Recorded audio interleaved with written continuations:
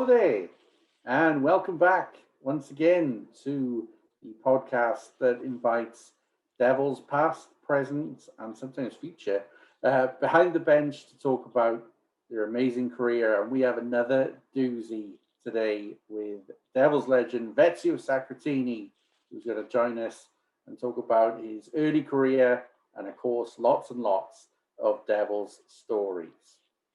I'm Gareth Hewish, and delighted to be joined, as always, by Mr. John Donovan.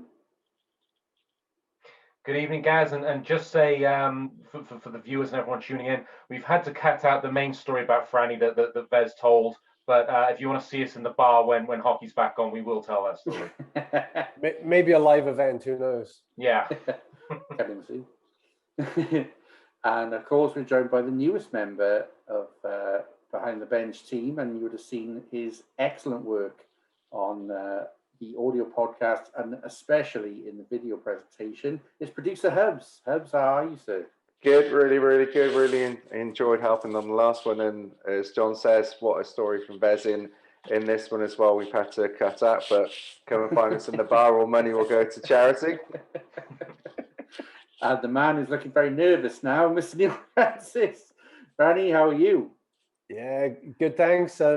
It was just reflecting on last week, the Scaldi interview. I've listened to it a couple of times myself, and Todd messaged me this morning, actually goes, I just listened to it again, I just wanted to hear the stories again. What a great comeback that was with the Scaldi one. Big thanks to him to doing it and to be so open.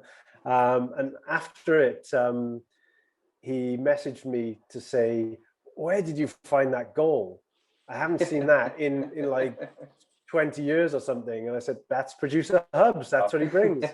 But legitimately, Scald hadn't seen his first goal in a long time. And he's now got the clip. So that brought a smile to his face. And for those of you that haven't watched the video yet on YouTube, go and have a look at it, because that goal is the most bizarre goal that you will see, considering the lineup that he is out against. It's the game-winning goal against the New York Islanders. You got the lineup of Mike Richter in goal. You got Brian Leach. I think it was Bukaboom, the other D partner, Adam Graves, Mark Messier, and there's one other I'm forgetting. But it's probably one of the top lines in the NHL at that time, and it's like a comedy sketch. Where I think at one time there's like 4 guys, 3 off New York, 1 off New Jersey on the ice at one moment. It's the most bizarre goal. What a way to get your first in the NHL. Indeed, you could go and see that on the YouTube presentation of last week's episode. Just search for Behind the Bench with Neil Francis. It'll be the latest video, and you never know what little Easter eggs we can try and put in our YouTube videos. So there's always an option to listen to the episodes there. Guys, very excited about the interview that we've just got coming up. This is a bona fide Devils legend, someone who will be remembered forever and ever in not just Cardiff ice hockey circles, but he was the bane of a lot of opposition teams as well. Vezio Sacratini, one of the biggest personalities that we've ever had. And just a little health warning before we go into the main interview. Vezio being Italian-Canadian, there's quite a couple of F-bombs. So if you're not into that kind of thing, just to warn you, there's quite a few. Yes, probably our most potty-mouthed episode that we've had, which is quite an achievement given some of the guests that we've had on you. But yes, there is some choice language, but for me, it did make the stories better. So we're going to rush right into this then. This is our chat with Vezio Sacratini. And we are delighted to be joined by Cardiff Devils legend Vezio Sacratini. Vez, how are you doing? I'm doing good, bud. Thank you. Yes, absolutely delighted to have you on. I know we've been trying to get this in the calendar for a few months now. And Vez, tell everyone, where are you at the moment? So I'm back in Montreal now. I've been back since I got back in 2007, and we've been back in Montreal now for almost 13 years now. It's crazy. Time flies. Working working a regular job in the electronics industry and sales rep and doing a lot of hockey stuff. So still on the ice with the kids and stuff. So Can you still do a fair amount of chirping in the electronics industry? yeah, a little bit of chirping. I tell you one thing, hockey always relates to any work world. I've always said that, and going into sales and stuff, all the experience of hockey and stuff, it opens a lot of doors for you because everybody here is a hockey fan, and it makes for good stories. Well, we'll try and get as many good stories out of you tonight as we can. And we're going to go straight back to the beginning. Wes, where was your junior hockey played? Your professional CV starts in the NCAA, but before that, where was your junior career? So I played my whole career in my hometown, LaSalle. So from like squirts all the way to junior, and then in junior I played in my hometown for 3 years. And funny enough, I think Franny knows this story, but I was a defenseman my whole life till junior. And my dad, being from coming off the boat, didn't have a clue about ice hockey. He got to the rink and he's going, "There's 9 forwards and there's only 4 D." I go, "You play D, you play more." So and then I got to junior, and my first year junior, the coach looks at me and goes, "You know what? You got a lot of skill, and maybe a little bit small. We might want to go up front." I said, "I'll give it a go." And next thing you know, I'm getting letters to go to university in the States, and I ended up getting a scholarship to go to the States. So, but yeah, so I play all my hockey in my hometown. So Vez, your dad wasn't like second generation or anything. He was Italian. Well, that's why I got my passport like right away, is because my dad was still Italian when he came here. He hadn't even by the time I was born. So both my parents, it's fun, odd enough, my parents are both from Italy and they met here. Yeah. Yeah. Okay. So what part of Italy was your dad from? Where's your dad from? My dad's from Rome, like probably center of Rome, and my mom's from Naples. Okay, cool. Yeah, it was cool. It was cool being over there. I got to see some of the family and stuff after the season and stuff. So it was pretty neat. So growing up, were you speaking Italian in the house, or was it English? What was the Italian influence? So I grew up with my grandmother in the house. My dad immigrated with his mom. Mm-hmm. So it was funny because my parents came early, so they ended up speaking English to us. We didn't speak a lot of Italian, but I had to speak Italian to my grandmother. Yeah. Italian. So if you had to make a story, you made up a word, you just put an E on the end or an accent on the end. And until I went to Italy, and my friend there, the journalist comes up to me, it was a girl interviewing me, and she goes, "Do you speak Italian?" I go, "Yeah, 100%." I said, "Yeah, we'll do the interview in Italian." And I don't think she laughs. I don't know. She laughed so hard, and at the end, she goes, "We'll never do that again," because I didn't understand one word you said. I learned fast enough, Johnny, that I didn't know how to speak any Italian. Fair enough. That's cool. And was your grandmother typical Italian, where she cooked all the food for the family and had a few secret recipes? Franny, I had everybody, all my Irish buddies, everybody eating at the house every night, whether I was or eating. And I got a great story about my grandmother I got to share with you guys, is that I get my sticks, going to play in Italy, I get my sticks, they're all from Sherwood. I'm that old that they're still all wood. Yeah. I come home one day, I go in the garage to get my sticks. I'm gonna pack to go back to Italy, and there's no more sticks. And I'm like, "What's going on?" So I go look out in the garden, and she sawed off all the sticks, and she goes, "These wood sticks are perfect. They're dead straight for plants." So it's like 12 Sacratinis in the garden, brand new sticks. She put them better use than I did. Yeah. I don't know if you remember, Franny. So just because you guys brought it up, my grandma passed away when we went to the finals there. We played Sheffield in the playoffs. Oh man. I don't know if you remember that, Franny. So remember in the playoffs we ended up playing Sheffield. Yeah. Now you mention it. Yeah. And so my grandmother passed away probably about, I think it was 2 or 3 days before that. My dad didn't want me to come home, wanted me to play. Yeah. Yeah. So it was pretty touching. She was part of our life. She was like a second mom to me, So is it quite a strict upbringing then, Vez? Because I come, second generation Irish Catholic type family, and it's pretty strict sometimes. Was it a strict upbringing? What was home life like? Not at all. My sister won't say the same thing. Pretty strict for her, but for me it was pretty. Italian dad with a daughter. I don't know about that. So. Vic, did you manage to get much hockey on when you're growing up in the house? You said your father wasn't as familiar with it, but you must have had a love for it when you started playing. We spoke to Jared Scaldi last week about hockey night in Canada being the go-to on a Saturday. Was that the same for you? 100%. Yeah, my dad came over. My dad was, I got to give it to him. He was outgoing. He was a sporty guy. He's like, you know what? Everybody's playing hockey. You're playing hockey. I played every sport under the book. Like that's one thing that was great when we were younger. Now it's a lot different here. It's like it was seasonal. You played hockey. When hockey ended, you played soccer. You played baseball. You played golf. And now it's unreal. It's unbelievable. Even my son now, it's like everything's year round. Like if you don't play hockey year round, you're behind the 8 ball or soccer. So the kids don't get that challenge of different sports and different mentality, different coaching and stuff. And I think it plays a factor at the end. I think all the good athletes are guys that play 2-3 sports. I think their coordination's better. And I think all from different coaching, different the mental side of it too and all that. So, but yeah, my dad was great. Like he learned how to skate at 37 years old, just so that he could come with me and stuff like and the only thing he instilled in me, and he says, listen, at the end of it, I can't tell you what's going on. He goes, I just want you to be the hardest working guy in the ice. And so, I mean, that's what he brought to the table, but he brought me to every rink. My parents were unbelievable in that aspect. So.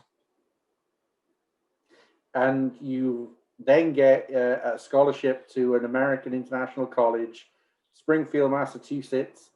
You know, you're from an Italian household. You lived in Canada. Now you're in Springfield, Mass. Yeah. Tell us about what that change was like for you. It was drastic because it was like growing up in Canada, we didn't really have that mentality of school and hockey. Everything here is city run, and then when you get into the mentality of the States, you get there. And I remember my parents driving me up to the school, and I get to my dorm, and I'm like, I put all my stuff away, and I got 4 white walls and 1 window on the 4th floor. My parents drive off, and I'm going, where the hell am I? Like. Then I get a knock at the door like 2 a.m, and it's my roommate, guy from Jersey, and he goes, "You want to help me unpack?" I go, "Unpack?" I go, "What do you got? A suitcase?" Like I had 2 suitcases. Like so I go down this Jersey kid. He's got a rug. He's got TVs. He's got ovens. I'm like, oh my God! Call my parents. I go, guys, I need some stuff up here. Like I got out of the room, boys, and it was like there was 20 guys, 20 hockey players living on the same floor. And it was unbelievable experience from there. It was unbelievable, like the schooling part of it and the sport part of it. And like 30 years later, I just had a Zoom call the other night with 15 guys that we played together. We won a championship in '90, and we're still like tight, and then we still see each other once a year, and we still have that bond. And like you know, Franny, you've been involved in the sport. You know, you win with a team and stuff, and you guys are kind of bonded forever. And especially in that school environment. We spend so much time together. You spend 3-4 years together. You make some pretty cool connections and stuff. What did you major in, Vez? You know, and was school, was it hockey first and then school, or were the parents pretty strict that school had to come first? No, my dad was a school had to come first and stuff, and it's funny because I graduated at MIS, Management Information Systems. So I used to write software like COBOL and stuff. It doesn't even exist. It's because when I retired, I got an interview. First time I ever did an interview at 42 years old. And the girl asked me, she goes, "Do you have your degree?" I go, "Degree?" I go, "Graduated like 30 years ago." I can't even turn a computer on now. It's like, yeah, that piece of paper works. She goes, we can't interview if you're not. So, you know, it paid dividends at the end. Excellent. And you know, you say going away from home and for the first time, 4 white walls in Springfield. I remember, I think reading something years ago about coming over. You said coming over on the plane to Europe the first time, you felt pretty sick and homesick. So was that the same in college as well? I guess from an Italian family, you guys are pretty close. Was, you know, that separation from the family, was that always hard for you to deal with?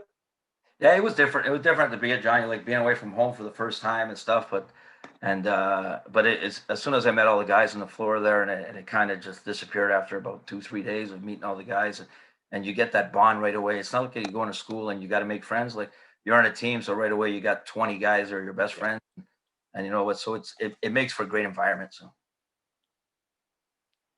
Biz, what would you say was the biggest thing you learned hockey-wise moving into the NCAA?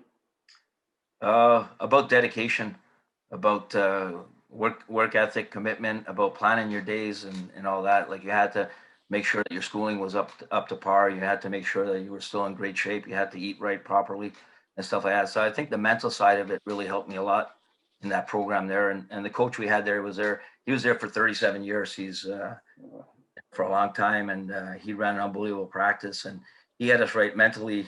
I think that's the biggest part I take away from the AIC or my time there. Well, preparation. What was your plan? Because I guess, the NHL in those days, you're a very talented playmaker, but the NHL in those days was all about size, and you've got a decent degree behind you. You then came over to Europe pretty early. Was there any thoughts of kind of making it back home, or trying to make it, AHL and in the show, or did you kind of rule that out because and I don't want to cast aspersions, but you were a smaller guy. Was no, going to cause problems for you? No, 100%, John. If I go back, like everybody, and I didn't get drafted when I was junior because I played D, and you're too small, and everybody saw you're too small, and you just kept proving people wrong. And next thing you know, I end up getting a scholarship and going out there, and I always tell people, now you know what, going to university and stuff, it just prolongs your whether hockey career or any kind of sporting career for another 4 years where you're playing at a high level. And anything can happen. Like at the end of the day, things really aligned for me. I went to a team where I ended up playing on the first line, and we were 11 freshmen come in and play with 2 seniors. And next thing you know, I'm getting tons of points, and all of a sudden you're getting visibility, and next thing you get an invitation to the Bruins camp, which came from nowhere. But like you said, Johnny, I was pretty realistic, and that was never my goal. I mean, everybody has a goal playing the NHL or playing pro sports. But when I went there, it was more like, I'm going to get an education, play hockey for another 4 years and see where it takes me. But, I got lucky with some stuff. Everything kind of aligned for me, and things worked out. I got some opportunities. Yeah, certainly did. As you mentioned, in 1990, that was a championship winning year. So playoff winners, I presume? Yeah, so in college, you make it to a tournament there. You got to qualify for the tournament, and then it's a 1 game off. So they're all 1 gamers. So it's very similar to the Final Four you guys Final Four in the UK there, which is pretty intense, and it's 1 game finals and stuff. So that's the big thing. Even up to now, even all the championships now are all 1 game Final Fours and stuff. They're 1 game finals and stuff. So anyone else coming off that roster, Vez, that we'd know apart from yourself? Off that roster is God bless him, passed away this year. Is a kid named Kevin Wertman, ended up playing with the Calgary Flames. Played with a kid named Daryl Fournette. He's a local boy too, Quebecer too. That was there before me. He played a little bit. Brian Lewis, goaltender, played a little bit. Yeah. Pete Morris played a little bit in the minors and stuff. Tony Saracolo, who's a linesman down in the NHL for 19 years. Yeah. That team too. So yeah, we had some guys, but we were never like a big school, small school, and we all gelled and things came together. Excellent. So that's straight from there, you go straight to Europe, and you sign with Vezio in Italy. Were there any other options on the table for you coming out of college?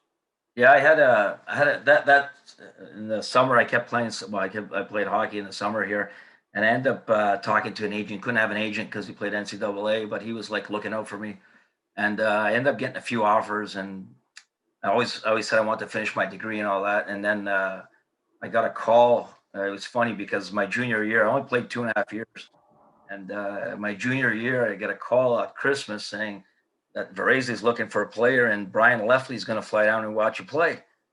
And so he came down, he flew down, and he shows up. We're playing the worst team in the league, and we won 12-1.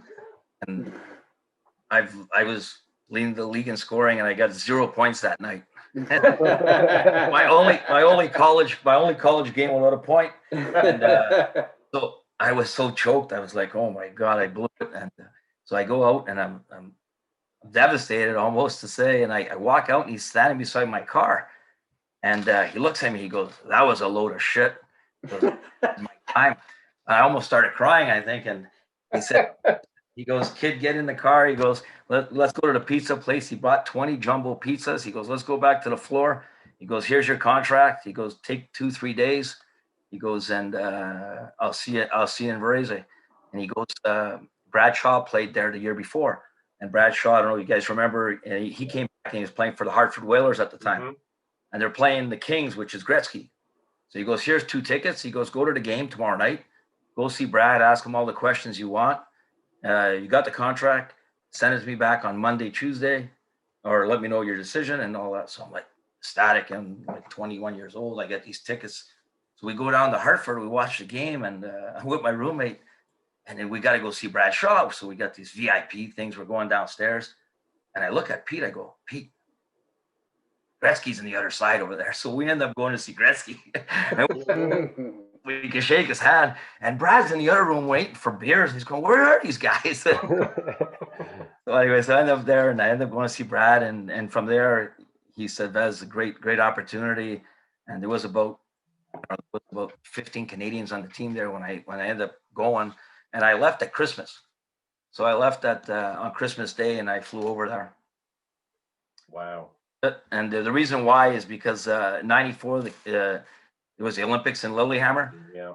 Then the rule was you had to play 3 years in the country to be eligible if you had a passport. So if I got in that by Christmas, I'd be eligible to. I didn't mean I was going to make it, but I'd be eligible to represent Italy in the Olympics in '94. So I had a big meeting with the coach, with the boys, and all that, and I ended up leaving at Christmas my junior year. So Vez, we always think of the Italian league as a decent standard, but obviously, I guess similar to the UK, maybe football's the main sport, soccer's the main sport over there. So when you got over and experienced European hockey, and particularly Italian hockey for the first time, you know, how professional and you know, what was the standard like? And you know, obviously, you know, you guys were Pool A, and as you say, went to Olympic Games. What was the first impressions of Italian hockey? Johnny, when my consultant, the agent at the time, called me and he says, you got an offer and this guy's coming from Italy. And I'm going, there's hockey in Italy? I had no idea. And I'm like, and then he started rattling off all these names. And I'm like, oh my God. So I get there and I end up playing with Tony McKechnie, Jim Benning, Jim Corsi, Pat Micheletti, Frank Nigro, Gary Curry was there that year. Wow. He came to Milan. There was huge names but it's funny in Europe. Like I don't know, Franny, you've been playing for a long time. You've been there for a long time. It kind of fluctuates. I think like 6-7 years. Like all of a sudden the Italian league's the best league, and then the French league gets money, and then the British league, and it kind of like it fluctuates. But when I went there from 90 to 97, 95, it was unbelievable. Like there was guys who were getting sold from like the city, from the mountain team to Milan for 300,000, like as a transfer fee in hockey, which is it's crazy. So I mean, the money was just insane. It's too bad that hockey's run by all the mountain towns. That's what they have. It only snows in a third of the country, and the big cities like Milan, Varese, Como d'Aosta, Bolzano, they wanted it to grow, and they knew the mountain towns knew that if they grew, they wouldn't be able to compete, and they wanted to keep their hockey. So it's too bad that they never really got to the next level. Yeah. Some guys come in, like Shimano came in, wanted to invest. Bernasconi came in, who owns AC Milan. Yeah. And they wanted to invest, and it was kind of run by the mountain teams. So they kind of squashed that a bit, and they wanted to hold their hockey in the mountains and stuff. So, but it was an amazing experience. I was going to ask, man, you are a playmaker. You see the ice so well. So I guess getting to that bigger ice pad, did you enjoy that? It's funny, Johnny, that you say that. I don't know if I enjoyed it, but I think my strength was anticipating the play, and with back home with the rinks being smaller, you're more involved. Yeah, and you're closer to the play. And I don't know if you remember Stéphane Lebeau playing the NHL Stanley Cup with the Canadians. Little guy too. He ended up going to play in Lugano, which was near Varese. I used to go. And he struggled in Swiss League forever. Like he struggled for the first month. And the same thing, he's going, well, I can read it, but I can't get there. And he struggled and stuff. And it takes a time. Adaptation was so I think like even coming to Cardiff, that rink was like, I loved it. Like I'd rather play in a smaller rink than a bigger rink. Yeah. As crazy as that sounds, but No, I think definitely, Vez, from playing with you and watching you play, you'd love to be involved. And the smaller the ice pad is, you were writing on the action. Never shied away from any sort of physical thing. In fact, you fed off those sort of physical battles and stuff like that. And like you say, a quick mind on those small ice pads makes a big difference. Yeah, no, for sure, Franny. And just those bigger rink is a lot of room out there. Let's talk about the Olympic Games in '94. Such a huge tournament all around the world. That must have been the moment where I imagine all of your family must have been immensely proud that you were in such a big tournament on such a grand stage.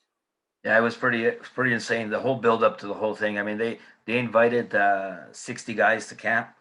And it was run like the UK. You kind of had like breaks in the season, and you had camps, and then they broke it down, and they were going to name the 23-man roster. I remember we had 3 guys from our team of Vezio that were on the roster. We didn't sleep that whole night. Like, that was one of the nights I sat there and I prayed, and like, how many chances are you going to get to go to the Olympics, And it has nothing to do with the hockey part of it. It was more of just interacting with all the other athletes and being there and on that stage, and it was incredible. And so when that roster came out, it was like a huge relief, and it was, my parents were proud, and it was just too bad that it ended up being we found out late, and it was in Lillehammer. It wasn't very big, so we couldn't get any places out there so my parents to come out and stuff. So that was still got the VHS of those, Vez, the '94 games. So I occasionally find you on there. So I'll have to see some clips. Yeah, please do. It was pretty special, and like I said, it wasn't the hockey part of it, but just walking in the opening ceremonies. Tell you a little story. So you line up, and it's about a 2-3 kilometer walk, and we had Italy, and then Jamaica was right behind us, and they had I don't know if you remember, Cool Running was then. Yeah. Jamaican bobsled team was there, and they were all guys from Brooklyn with Jamaican passports. So it was. But that was a pretty big, because that wasn't the dream team for Canada, but there were some NHLers that started going. I think Paul Correa was in that tournament. I remember Corey Hirsch in goal, maybe, and did Canada lose the gold medal game on a shootout, maybe? But that was a pretty big tournament there in Lillehammer. You got a good memory, John. Yeah, there was Peter Nedved was playing for Canada too. Yeah. And so that was their roster, but you're right. It wasn't. It was like the U.S. team was all college kids, all college athletes and stuff. There was no pros at the time. Canada had some guys like Korea and stuff that were still young. Joe Juno, I think, was there.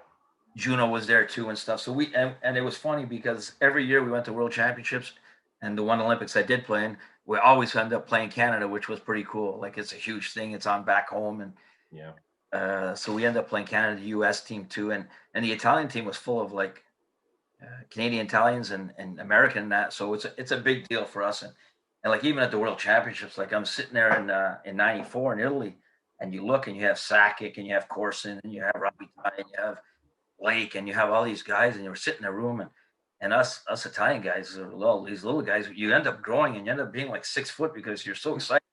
And then you got Sakic on the other side reading Sacratini, Chitteroni, and it's like, like this is their level comes down and the game goes on, and next thing you know, it's 1-1 after 1, and it's like then they start like jacking up and it becomes 5-6-1 Canada. So it's like, it's incredible the difference. So of course you would have played against GB in '94 in those World Championships in Pool A. Like Ian Cooper and things like that. When it wasn't great for GB, but it was hell of an experience. They cost me a case of beer. I scored the 10th goal against GB that game, but yeah, I remember I got pictures with lining up next to Shannon and Coops and McEwen, and it's pretty funny. I remember Chirping Cranny. He's on Twitter now, and he goes, You remember yelling at me saying, "Go have a beer," and Cranny yelled back, "Well, what do you think I'm going to do? I'm from Britain." So our battle started in '94. But I got the better of those guys then. I imagine you and Tim Cranston can have a few good chirps. Yeah, I can see eye to eye to him. I think I'm taller than him, but anyways. But so it was cool. The whole experience of just playing against Yash and Sundin playing those guys. It's just, and it was funny that Italy back then it was always pools of 4, and you had to win your one game. So you had to beat Austria, Norway, Denmark, or Kazakhstan, or GB, and we managed for 10 years to win that one game. That kept us up. That was our motto. And our team was just win one game. That was it. So Vez, let me ask you this, because this is something that's raged in GB hockey for the 30 years I've been watching it. So it's interesting to get you. You were a Canadian, but obviously a proud Italian. The fact that you were playing for Italy, there's always the argument that in Britain maybe the dual nationals who play for GB don't care as much, they don't give as much. I'm guessing from your experience that wasn't the case at all. No, it's not the case at all. Like I mean, I can speak just for myself and my teammates, the guys that represented Italy and stuff. We were proud. Like, I mean, you're proud to wear the flag and all that.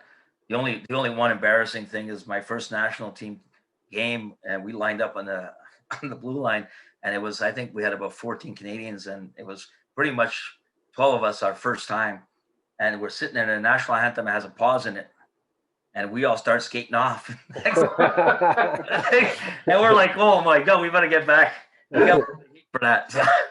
Yeah, similar to the Welsh one. Yeah. Yeah. So it's yeah, but no, I mean, putting on the jersey and stuff. I mean, you're proud. I mean, I would love to play for Canada. I knew that wasn't going to happen, so I took my chances. I said I'll go with Italy. So I think I put the odds in my favor. I think so. So Vez, you spent 3 years, 3 seasons with Vezio. You must have felt pretty at home there. It seems to be going well. The 3rd year especially, you really started to light the lamp points-wise. You started to get your groove as a professional. Yeah, it was cool. I got in there. Like I said, I got in there at Christmas. I only ended up playing about 12 games from Christmas to the end of it, and playing in the playoffs there.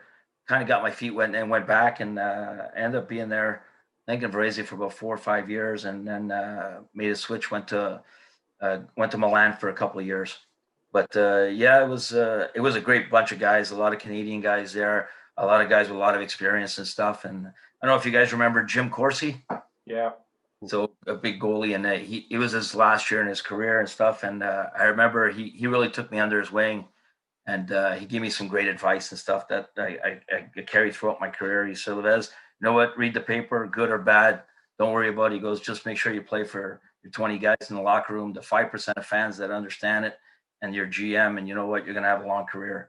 He goes, and it kind of played through because I don't want to jump too much forward, but Ivan, that year when the forum came out with all the people with social media and stuff, and it kind of affects people, good, bad. You read stuff, and the same thing in the journalists in Italy was even worse because you can have a great game, but you didn't score, and their mentality was like soccer. If you're up by 1, well, you shouldn't lose. So it was. He gave me some good advice, and he kind of steered my career in the right direction. He ended up being the GM of Milan. He ended up coaching me and stuff, and he played a big part of my career. So the beginning of it, anyway. So just briefly, Vez, away from hockey, what was the lifestyle like, particularly in Milan? I'm Cardiff's a nice place to play, but when you play in Milan and things like that, that must be an experience in itself. Yeah, it was neat. Vezio was better, to be honest, because Vezio was up in the mountains and stuff. It was by the Swiss border, sunny all the time. Milan was a lot of fog and smog and stuff. Big industrial city. Neat to be there and stuff. But I really enjoyed my time better in Vezio. This was a quainter town to Switzerland. Like it was quaint, and it was nice. The lifestyle was pretty cool. Got tough to get adjusted to it. They have these 3-hour siestas. And you can never get anything done. You try to go to a store, it's supposed to open at 3, and the girl shows up at like 3:45, half in the bag, and she's going, "Oh, what do you relax? What do you got to do?" It's like banks are never open. It was insane. They get behind the wheel and they start going crazy. Yeah. Oh yeah. John, I was going to say, you carry on. Yeah, John, I've got a question for you about one of Vez's teammates in Milan. So I was looking through the rosters earlier, and there's a guy there, Tony Fiore, and that rings a bell. of Yeah, he him signed for him. signing for the Devils but not turning up. Yeah, 92-93 season, before when Grattan and Anderson didn't work out, he was the first import that Lawless signed to replace him, and he didn't turn up. He was meant to play. Sorry, I'm going off. He was meant to play in a Southern Cup game, and he wasn't there. And Lawless had to come onto the ice and tell people why he wasn't there. And we ended up signing Steve Kajir and Hilton Ruggles. Oh, way. Yeah, I knew there was a link there somewhere. And then who did we have the year after? Imports? Yeah. What was that guy who played 93? Rick something or other. There it is. We got the reference in. Every show, Vez, we got to get Rick Brabant. Rick Brabant's got to come in once, Vez. It upsets me every single time. I've got a little man crush. It doesn't make you a bad guy, John. But there we go. Tony Fiore. So what would he have been like in Cardiff, Vez? He was a skilled player. Like he was a big body, but more skilled than grit. So I ended up playing against him for a while. Yeah, he used to rough him up, Franny. Just put it that way. and then he ended up being. I was teammates with him in Milan one year. I think 1 year or 2 years with him in Milan. But he was a good skater, good offensive skills and stuff. Yeah, we never got to see him. He went home. Yeah. Because didn't he actually arrive in Cardiff? He was in the Holiday Inn. Lawless had him in the Holiday Inn. No way. Yeah. He flew over. He checked out. Yeah. I'm gonna have to get a story of that, John. Yeah. So it's just the last little part of your Italian career before we move on to the part that I'm sure a lot of people can't wait to hear about. Why did you make the move from Vezio to Milan? You've been there for 3 years. Is it just time for a change of scenery? Yeah, we changed coaches. I don't know if you guys remember Paul Terrio. So he coached in Buffalo with Nolan, and he was coaching there. And then Nolan got fired, and they asked him to stay on, and he said, "Nah." He was good faith. He said, "Well, this guy just won Coach of the Year. He's going to coach again in the NHL for sure." And 35 years later, he's still no job. So Paul ended up coming to Varese, and he was a good coach. He was a great coach, and everything went well. We brought in a bunch of different guys. We went in different direction and stuff, and we were a younger team, and I was there for 2 years with him, and then it came to a point where Jim Corsi ended up going to Milan. He had said, "Vez, why don't you come to Milan?" And they were building another team there and all that, and with a new owner, with injection of a lot of money and stuff. So I ended up leaving Varese to go to Milan for 2 years. I needed a bit of a change too, and was there in Milan there and with Corsi and Kim Gellert and stuff, guys that I played with my first year. So is this Corsi as in they name the stats? Yeah. He ended up inventing that. He wrote a book and well, what a mentor. Yeah, he's So Gaz, are we now going to get to one punch in the limo? Because that's all I'm here for. Is well, here we go. I got something before that though, John. Go on. Here it is. I might have a little story just before that. I like that. Go on. Yeah. So I end up that it was like year 7, and I went home that year, and I'm like, I get a phone call by my agent, and Jim Lynch had offered me a contract to go to Eagles, and so my agent calls me, goes, "There's this new league," and he goes, "You wanna?" Anyway, but it was later on in the summer, and I wasn't sure. I had a year left in my contract in Milan, and fly Scotland. I'm going air. Well, I don't even know where that is. I'm like, so we're pondering, and then I called Corsi and I said, "Jim," and he goes, "Vez, you know what? It's a brand new league. It might be something to ponder." He goes, "Listen, you can go out there, no problem. And if it doesn't work out, come back. Like, I'll have a spot for you." So I get on the phone, call Lynch, and it was like late August, I think, or early August or late July, whatever. And he goes, "Well, I don't have the contracts. I've already sent it out to somebody else. I only got this much money left." Like, "Well, I'm not coming for that." So I called Jim and I said, "Never mind, it's too late. I'm coming back to Milan." And then I get a phone call and he goes, "Cardiff's in the equation." Cardiff. Where's that? Wales. Yeah, where is I that? remember my best friend's father was part Welsh and Irish, and it's like sending me these pictures of like Cardiff and how beautiful it is and all this. I'm going, Jim, I'm going there for hockey, man. It's like, so I'm like, so I called Jim again. I said, Jimmy, listen, I'm gonna reach out to Cardiff. So I end up calling Heaves, and I said, Paul, listen, it'll work like this. I'm gonna come on a tryout. 2 weeks. If you don't like me, we part ways, and if I don't like it, I part ways. Like we'll go that way, because I didn't know what I was expecting, and he didn't know what to expect either. It was like, he goes, fair enough. So he sends me this contract, and next, I call Corsi, and he says, yeah, go for it, Vez. Just let me know in 2 weeks. So, fair enough. So I get there, and I get off the plane, and there's this guy standing there with my sign, and I'm like, fuck. And he starts talking. I can't even understand him. Fuck. I'm like, what the fuck? And it's Frank. The greatest guy in the world. I'm like, fuck, we get in the car. I go to get in the car. I get on the wrong side. Like, what?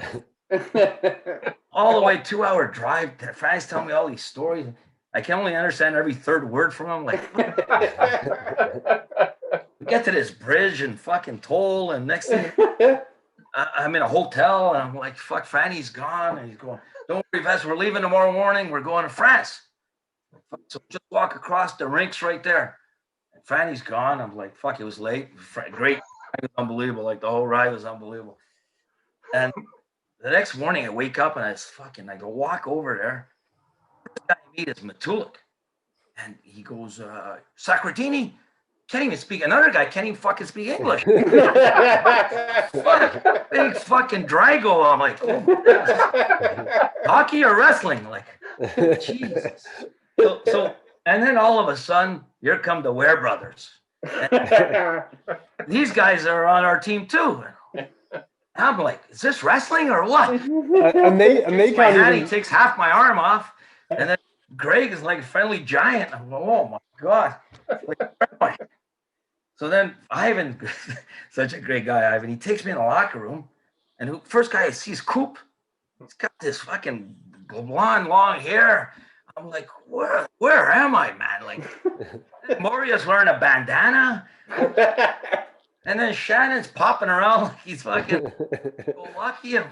What is this, hockey or what? It's like, and then Lily pops in. He goes, I'm the goalie. It's 12 years old, man. I'm like, fuck. And I go, it can't get any worse. He pops up. I'm the coach. I go, fuck, I can't even speak English.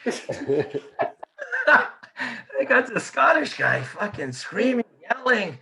We haven't got on the ice yet. And I'm like, fuck, I'm on a bus now. Next thing I'm on a ferry. And then I'm like, fuck, Franny. Franny's the only buddy I got. I'm like, fuck, Franny, what are we doing here? Dick, I can't even breathe. And we get on another bus. We get to the rink, and that's where it all changed. Next thing I know, fuck, there's about 3 busloads of fans. Fucking jerseys banging. I'm going, fuck, this training camp, no? And Franny goes, yeah, our support's unbelievable. And then I get in the locker room, and next thing I get fucking one German guy or whatever, Franny, get on the ice. He doesn't want to tie up his skates. Where the fuck am I? There's a German guy. And no, like, that's one punch that wouldn't tie his skates. Yeah. And I'm like, where am I? Like, this is a joke. Like, I'm calling Corsi, saying, Corsi, I'll be back tomorrow. I'm like, and then it all changed. As soon as we got on the ice, everybody's flying around. Matulik's flying. Like, what? This guy's like 6'7", 6'3", 295 pounds of muscle. And he's trying to fight everybody. I'm like, yeah. We're there, and guys just kept on showing up every 5 minutes. Like, I think I was like on the third line with you there, and then next thing we got 2 German guys, Stefan Zuch and Beavis turn up. Marco Swabenko, we know his name, and then we got One Punch, who's the 6'6" Canadian Irish guy, and I want to know if you can solve a mystery for the show. Do you remember that guy's name? I don't, Freddie. I need to know it. Like, we'll never know. I messaged Heaves, he didn't get back to me. Yeah, One Punch was a guy like, yeah, he's the one that's skating around without tying his skates up to strengthen his ankles. He opted out of the team golf day because he wanted to jump over cars on his rollerblades. You remember that? Yeah. I remember Franny. Franny, I don't know if he shares. He's too humble. Comes up to me and he's going, "That fucker's not taking my job. I'm fighting him right away." We got Franny and Waffy flying around. Yeah, is this gonna be hockey or is this wrestling? Like, what the fuck? I remember the cross ice scrimmage we have. So to simulate battles, you put the nets cross ice to make it really, really small. So it gets super intense.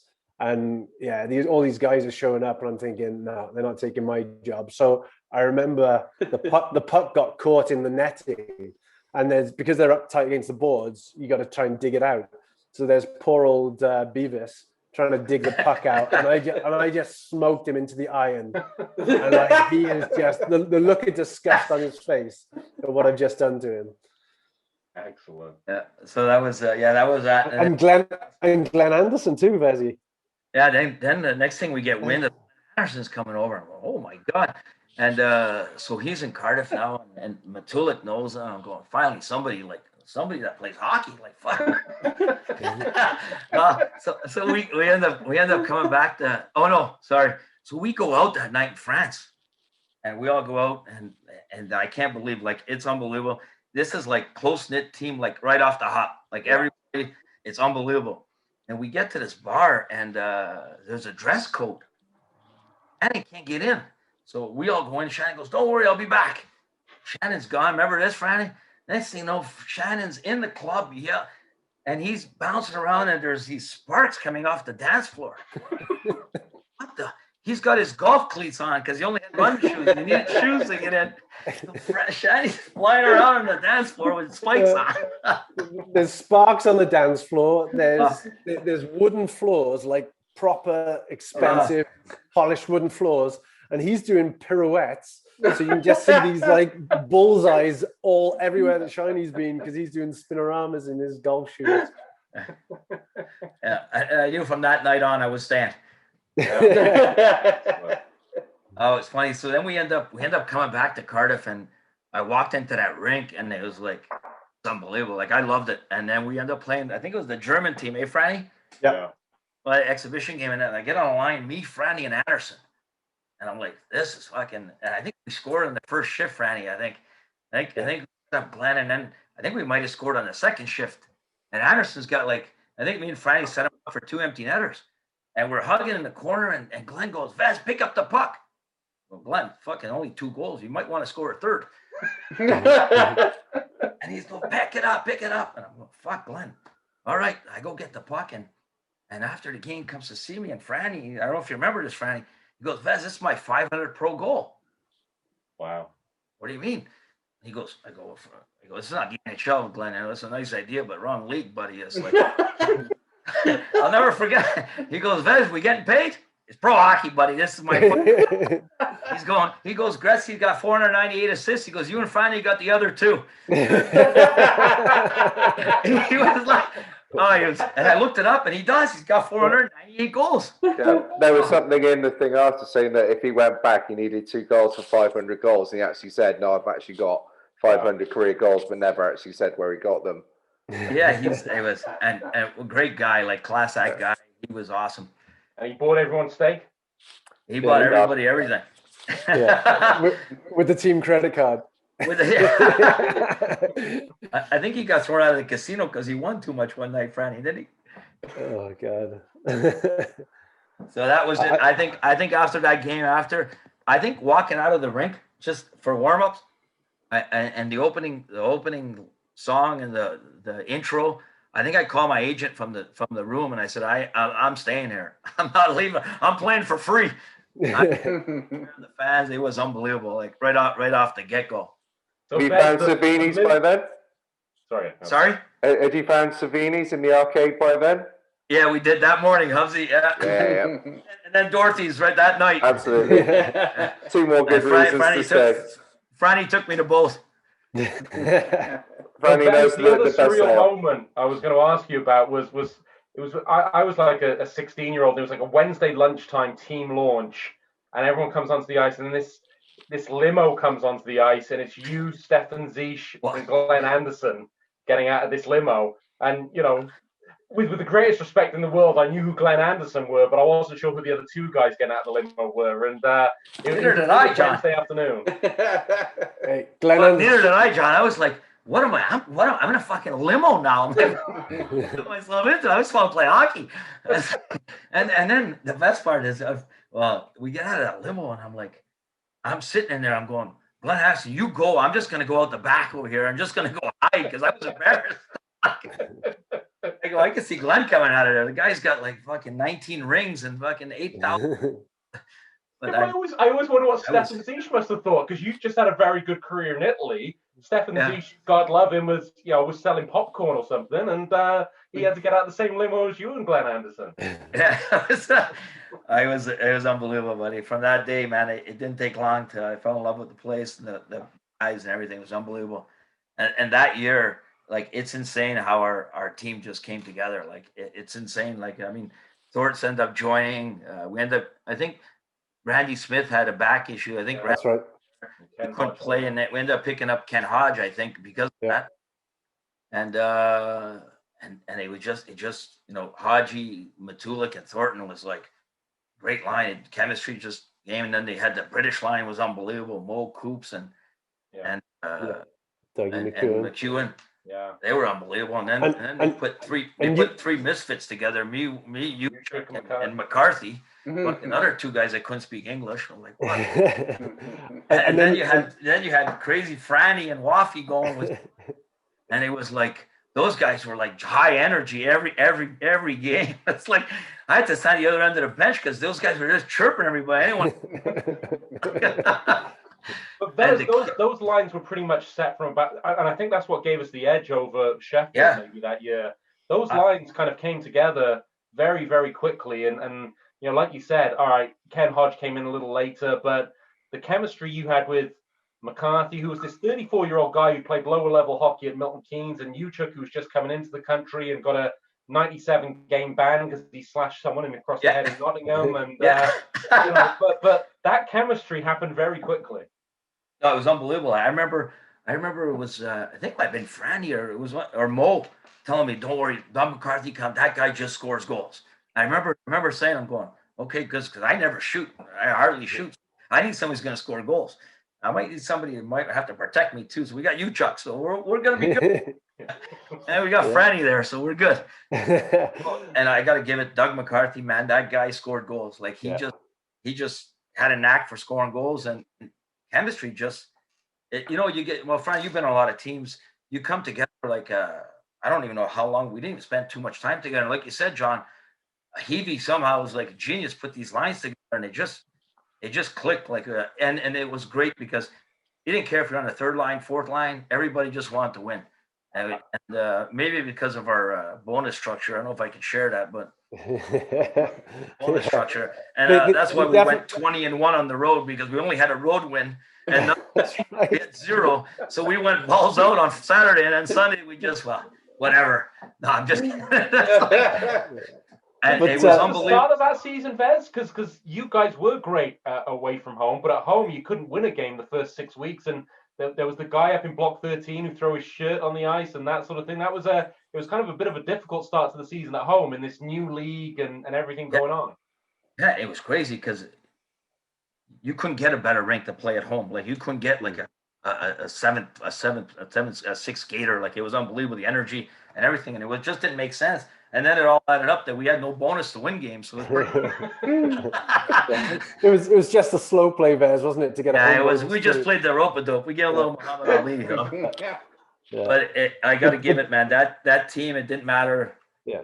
Nobody cared. Nobody cared about winning, and it was just all about that. And it started with Heavey.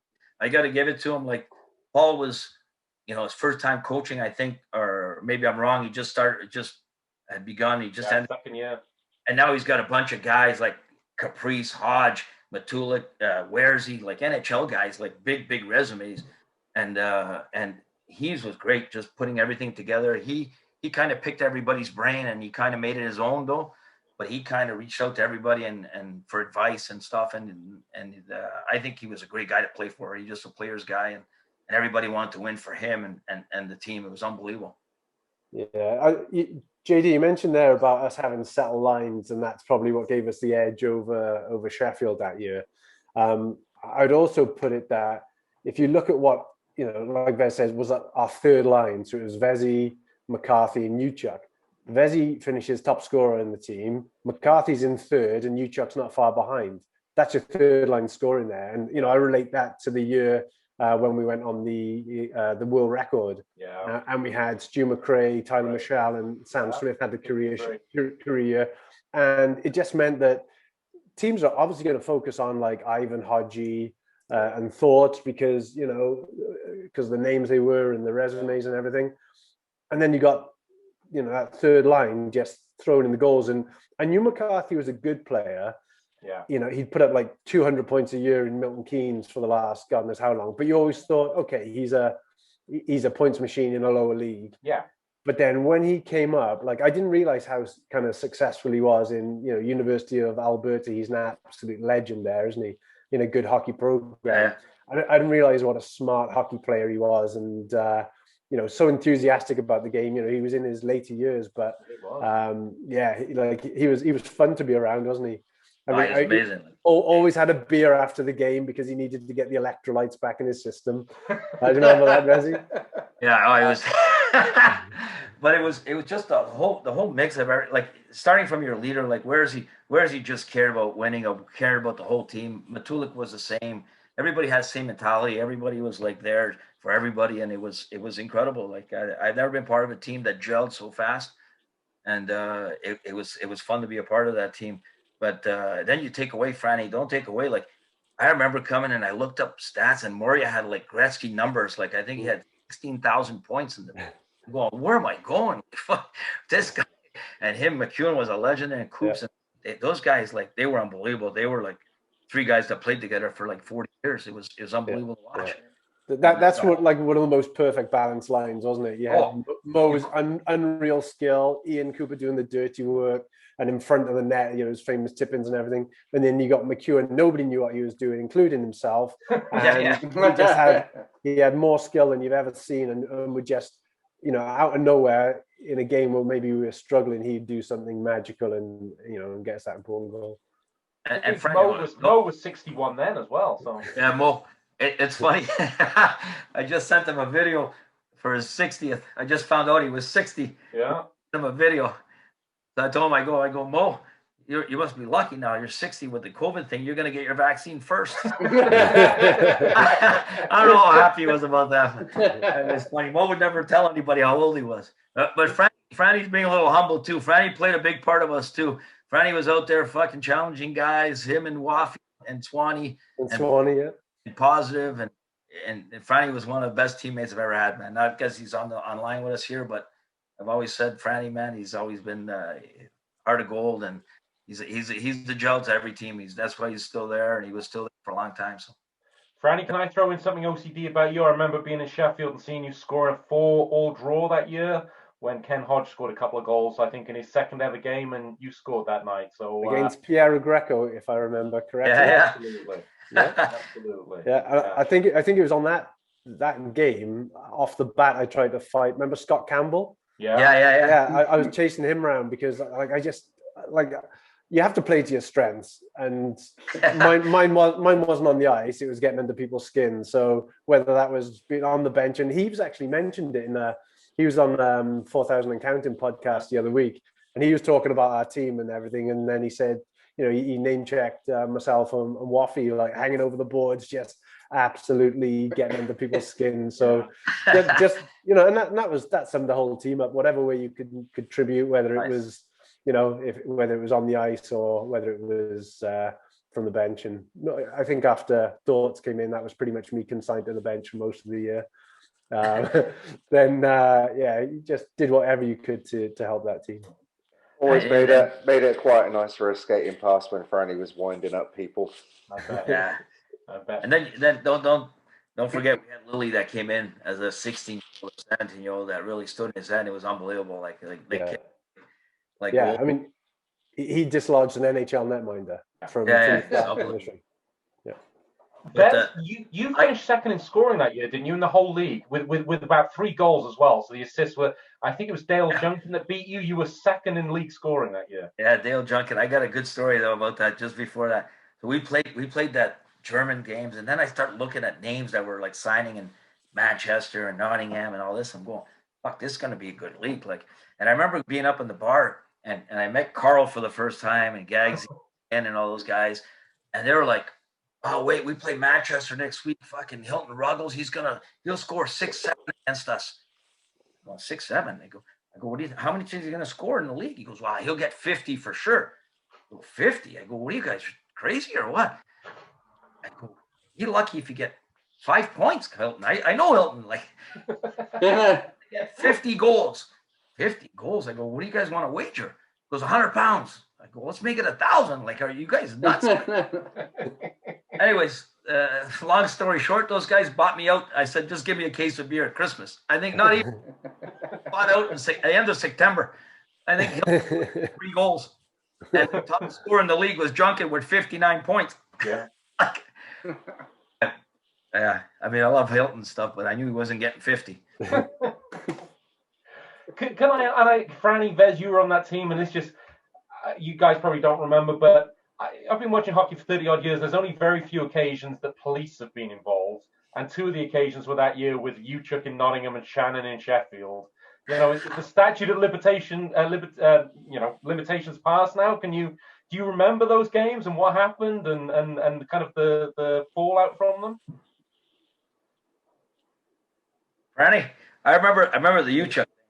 That was like, I think it was down in the corner. I think it was, I don't know what happened. And next thing, Uchuk just turned around, kind of baseball stuff, and hit. Tomahawked him, yeah. Was it Olsen? Yeah, that's right. Yeah. I think it was Olsen, and he caught him in the side of the temple or the side of the helmet and stuff, and he was down, and it just looked ugly. Yeah, I don't remember the Shannon one being that year. I didn't think it was that year. Yeah, Shannon, Jamie Leach that year in Sheffield. Oh, was it? Yeah. It was a heavy year. I remember where's he with Vial, but the one. Oh yeah, every game. Yeah. What was the rivalry like though with Sheffield that year? Because for us fans, it was, this was, you only get to win the first ever Super League title once, and kind of the Devils had been the superior team, and then Sheffield had won the league title the last 2 years, and there was a real big kind of rivalry going down the stretch. Who was going to be Cardiff or Sheffield to be the first ever Super League champions? What was the rivalry like to play in? It was amazing. Like, I mean, starting with just the fans, just to build up in the rinks and all that, and then on the ice, it was pretty intense. Like, it was two heavyweights going at it. Was that the season of the Mark Lefebvre fight, or was that a different season? No, that was the first Elite League year. Mark Lefebvre. Yeah, I think you're right. Yeah. No, Super League year, we beat Sheffield 3-2 twice at home, and Frankie Evans scored from about two yards, and Jason Stone got a big goal as well. And then so win it, and how that Thursday night against Manchester when we won the league title. Do you guys remember much of it the night afterwards? Yeah. I remember. I mean, there was a lot of pressure on us to win. I think mainly because the Cardiff owners, it was the 3 of them, wasn't it? It was Paul Guy, Bob Phillips, David Temmie. They were the drivers behind setting up the Super League. So they obviously wanted to be the first to win it, and then we actually did it. And the one thing that sticks in my mind was, I think I mentioned it before. We're all down in the dressing room going absolutely nuts. There's beers flying everywhere. Doug McCarthy's brought the cigars out, so everyone's got a big cigar and everything. And then Bob comes in late to the party, and there's no more beer or champagne left to spray. So he grabs the nearest bottle he can, starts spraying everywhere, and it was a bottle of bleach from the equipment room, and he's spraying bleach around the dressing room. Yeah, and then we had the after party at Reds that night. I remember. Remember Frank walking up to the bar up top with the cup, with the trophy and stuff. Yeah. Going up there, we had skates on and everything. We were up there. I think that's right. Yeah. Remember there. I'll have to send it to you guys. That somebody sent it to me. It was pretty neat. Chris Edwards mentioned it the other day, and he sent it to me actually. So we'll get that on with this episode. So yeah, it was pretty insane. That's right. Up in our gear in the bar. That's right. What a bar that was too. The best. Gretzky. Yeah. Vez, did you break the trophy as well? I seem to recall watching live on Sky. Was it you that broke the trophy? I don't remember that. That doesn't mean it didn't happen. It don't mean it didn't happen. Just doesn't remember it. I'm just old, man. I don't remember it. It might have happened. The statute limits on that one is another 10 years. Yeah. I like that one, Hopsy. I do remember, Vezzy, do you remember the day when we celebrated the trophy? So we had the dinner. We had the open top bus on the Wales rugby game, wasn't it? So all the streets are shut off. We've met down the dressing room. We're all like dressed up with our team shirts on. So we've gone down there, and it was like a Saturday morning, and we've started sinking the beers back. So we're already half cut going on the bus.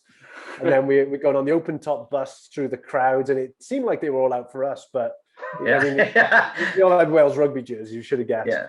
We were having the time of our lives anyway. And then you had Echo One on the bike. Remember Echo? On the bike. He was leading the bike, and he kept on turning around to look at the bus, and we're like, "No, look where you're going!" He nearly wiped out old Terry there, and then we get to the Lord Mayor's house, and we have dinner with the Lord Mayor, didn't we? Yeah. And I remember, and I don't know if I've told this story before, but so we're in the Lord Mayor's house. So we got the reception downstairs. So a few of the younger guys, we decide to have a sneak around the Lord Mayor's house. So we're going upstairs, and we're having a look through all the rooms. And then we hear someone come up the stairs, and as we look behind, it's Shiny going into the bathroom. And we knew that the key for the bathroom, for some reason, was on the outside. So we locked the door. So we are giggling to ourselves. We've locked Shiny in the toilet. So we just head downstairs, think it's so funny. He's going to be locked in the bathroom. There's no way of getting out. And we go downstairs, and there's Shiny right in the middle of the room. And we're like, who did we just lock in the bathroom? Have we made a mistake here? And it was Shiny. He's like, hey, guys, what's going on? Cool as you like. And we run upstairs. We open the thing, and there's nobody in there, but the window's open. Shiny's opened the window, scaled down the drain pipe, got back into the main room before we even got down the stairs. Only Shannon. It won't be the first time Shannon's got into trouble in the Lord Mayor's house either, with the GB launch. Franny, I could be wrong here. Didn't Shannon want to shoe check the Lord Mayor at the dinner? so shoe check was, I think, Bez, didn't you bring shoe check in? I think I might have, I think you did, yeah. So the shoe check. Shannon just ran with it. Yeah. I didn't know what it was, right? But you're having a team meal, and all of a sudden you hear this. Shoe check. And what's going on? Oh, you got to check your shoes. So you look down on your shoes, and somebody has been under the table with a big knife of butter and wipe butter on somebody's shoes. So you got to check your shoes. So that was the whole gag. It was shoe check, and you never knew it happened. You look down, and then you got this big lump of butter on your shoes. Shannon does it to the Lord Mayor. I think using ketchup. And then that night, so we've been drinking since the morning. Free beers at the Lord Mayor's reception. Yeah. Rugby International Day, we head into Brannigan's, which was the place to be, and they had the VIP bar, the library bar down the back. And because of the occasion, they were only letting us down, and also they had the England rugby team down there who were going for drinks, and they just lost against Wales. So we've gone down there, and obviously we're very much worse for wear. And I was with Waffy, and Waffy being English, he goes up and he starts speaking to Will Carlin.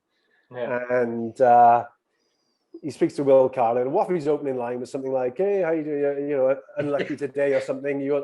I'm English. And Will Carlin turned around to him and he went, I don't give a fuck, mate. And with that, Waffy's eyes just go. So he's grabbed a hold of Will Carlin. They're about to fight.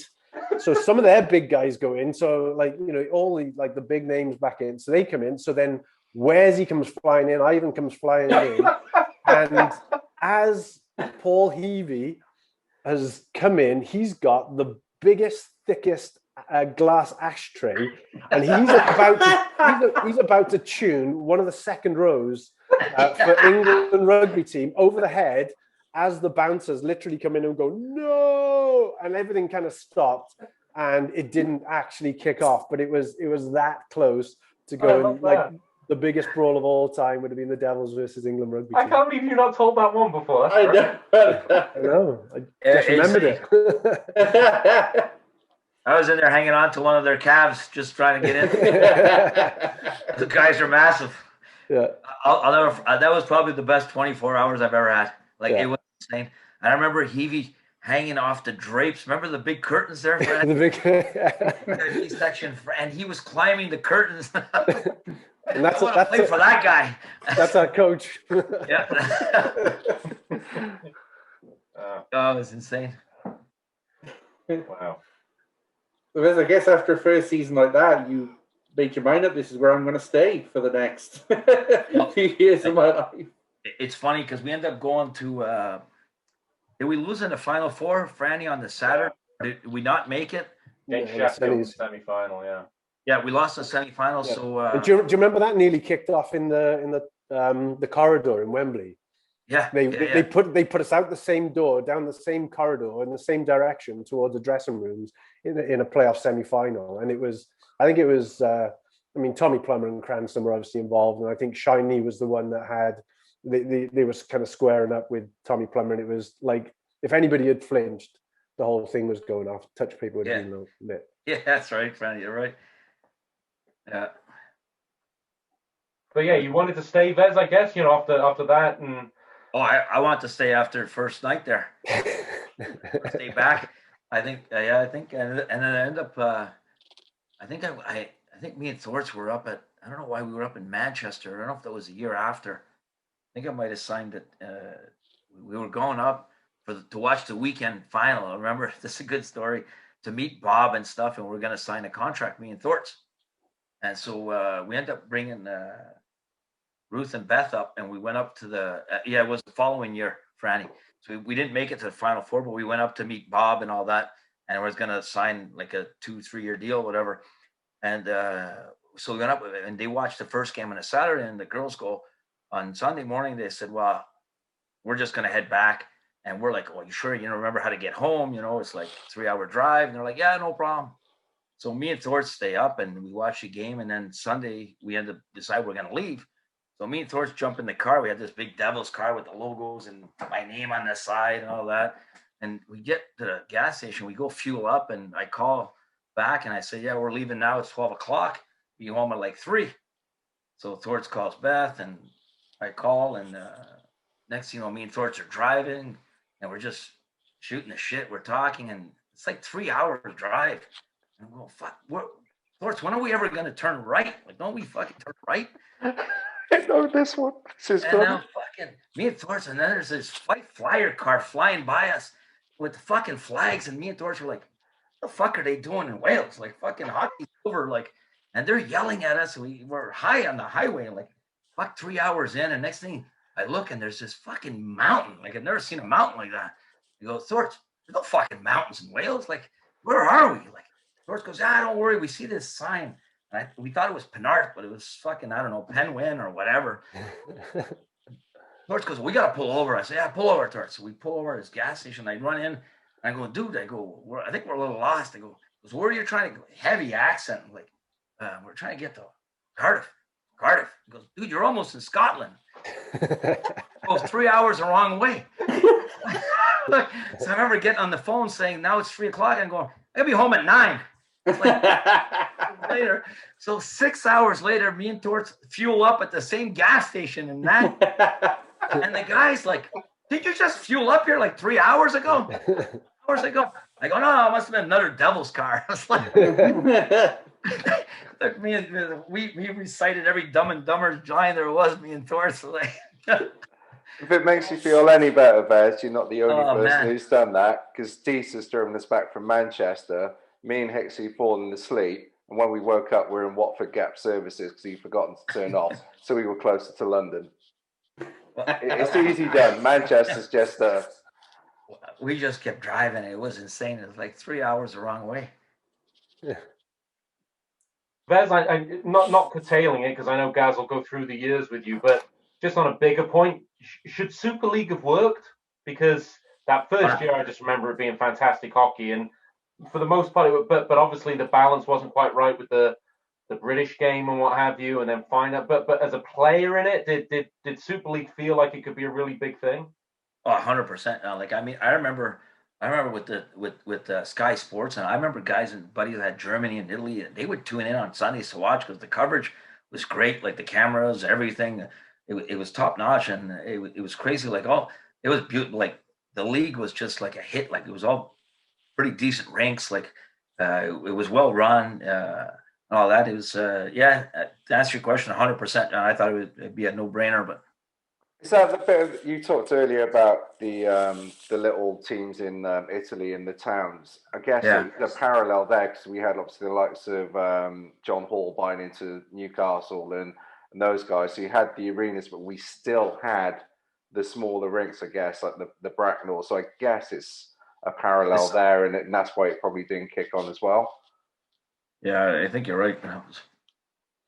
Yeah, it's a fine line when you're trying to get like 10, 12 teams, everybody having roughly the same budget and stuff. I guess there's a bigger factor in it, not overall. So yeah, because obviously Basingstoke was a rink, Cardiff, Bracknell, and then you had the arenas, didn't you? So yeah, it's yeah, you're right.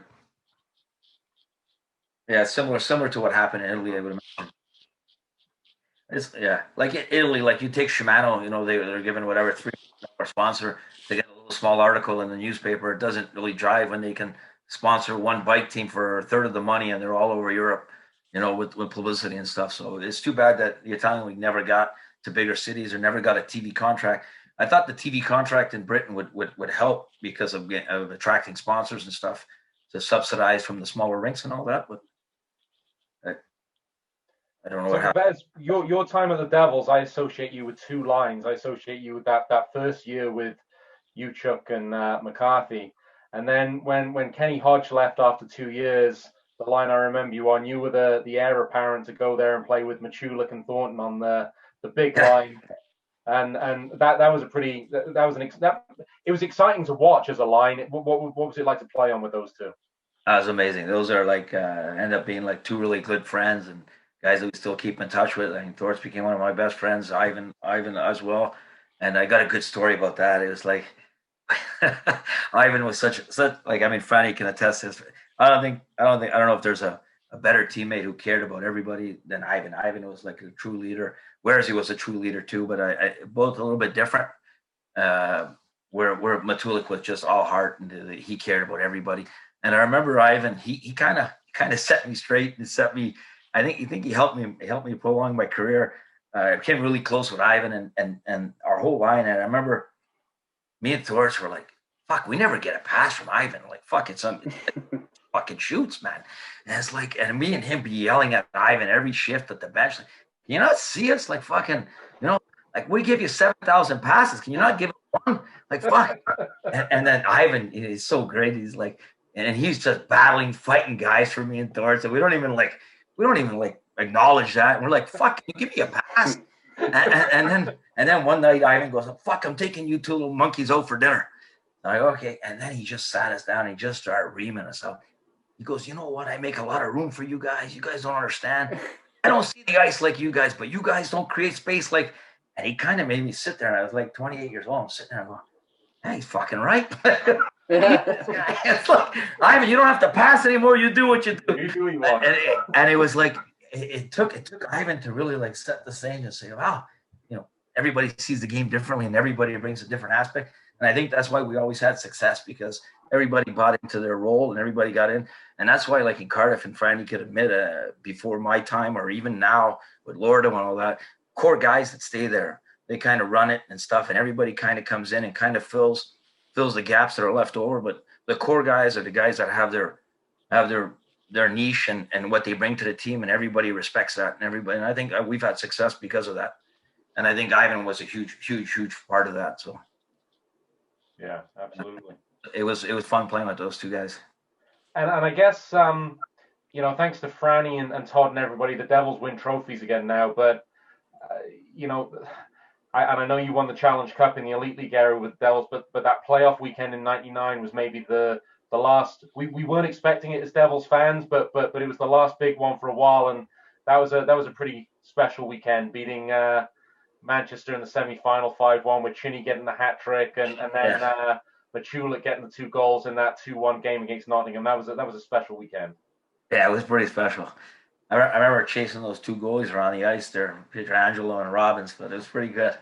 But it was it was special. That was a special time, especially with the whole venue, and I got pictures with the fan club in the background. It was just it was surreal. Like it was unbelievable, the venue and everything. The whole weekend was unbelievable. And I think it was like you said, John, it wasn't expected. You know, those are championships that are like they're really sought after, and they really mean something. Yeah. But I tell you, the single greatest game I think I ever played in is that Challenge Cup final in Cardiff. Really? Yeah. But when you take in consideration the scenario, the opponent, Franny brought up a few points. I'm gonna let Franny bring them up because I forgot about that. And when you take up the atmosphere, the crowd, the storyline, yeah, time, the shootout, I don't know if you can get a better. I don't know. In my time, I'm not saying in Cardiff Devil history, but in my time, my 18 years of pro hockey, I could say that's probably the best game I've ever not personally played in, but I mean not me. As the whole atmosphere, team was unbelievable. Yeah, I think it goes back to we were disappointed in that first game up in Coventry, weren't we? Yeah. You know, Coventry got the jump on us, and it was just like you could just kind of almost see the chance of a trophy, and it would have been the first trophy in a while slipping away, and you know it was goal after goal, and I just felt that we were just dropping our heads, and we lost it in the first leg, and then Darbs has a fight, doesn't he, with Graham Belak? No, Graham Belak. It was Graham Belak. Yeah, it was. Yeah, and it was just out of the blue, and Darbs just drops them. And Belak's bigger than him, but you can see that Darbs hurt Belak, and I think Belak then hurt his back in the fight and was out for the season. But just that, like the bench all of a sudden came alive.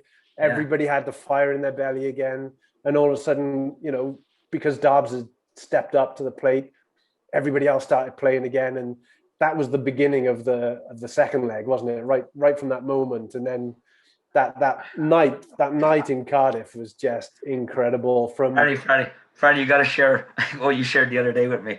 Yeah, like what Bob did. I mean, first of all, yeah. So Bob Phillips, who was the owner at the time, he owned nightclubs. So obviously the nightclubs had doormen. So he gets his biggest, nastiest, horriblest doorman, and he puts them all outside the front of the Wales National Ice Rink. So the Coventry bus turns up, and they're there, you know, in really good time. So they've got their kit bags off the bus. They've unloaded the bus. They're about to go through the door. Bouncers are stood there. No. I'm like, oh no, we're here to play the game. We've got the final tonight. You're not going in. well, we got to play the game. No, you're not going in. So they made them stand outside while, you know, the Coventry team are making phone calls. Hey, we can't get in your rink. They're stopping you going. This went on about 20 minutes. So already they're rattled. They go in the dressing room. The heating's cranked up. So Bob is bouncing around the place with all these little things he's done. So the heating's cranked up in their dressing room. Ours is fine, and we're all nice and relaxed. And I think Bob or somebody comes in and goes, guys, just settle down. Don't get ready yet. There's going to be a delay. And we're like, oh, really? Yeah. There's going to be a delay. Yeah. And then next thing you know, and they're like, don't worry about anything that happens. You just relax here. You've got probably another half an hour. So we think it's like, you know, going to be warm-up time, and Coventry are fired up, and you can imagine how much they're pumping themselves up for warm-up. And the minute you were meant to go out for warm-up, the lights go out. The lights go out in the rink. And then you hear over the microphone, electrician, please, to the plant room, electrician, please. So I think Bob had called like James Hill from, you know, AMSA to go and try and fix it. So we're like, I see what's going on here. So Bob had pulled, or somebody from the rink had pulled the fuse unit out, tripped the whole building. Sorry, Coventry, there's going to be a 20-minute delay. We've got to call engineers out to do this. And after that 20 minutes was over, they just popped the fuse back in, and the power was back on. So and we know this, well, by now we know it's going on. So we've timed it perfectly. So nobody's kind of ready. You know, we were geared up at the right time. And obviously we go out there and get off to a good start. And, you know, Remps has the game of his life. But I mean, Vezzy, you're a big part of that too. I think you had like 3 assists in that game or something. And, you know, the story, Reggie Strange flying over out of retirement the week before. And, you know, oh, it was unbelievable. It was that I don't think I've ever been so excited about playing a hockey game. I remember Eddie coming up with us and he put me, G, and Remps together. And he goes, start and we're gonna try to win the draw and we're gonna dump it in and the big G man's just gonna go run people. And Vaz, you're just gonna chirp everybody, and Rempel, you're just gonna pick up whatever's there. It's like I remember winning the draw and Wally gets it and he doesn't get to the red line and he ices it.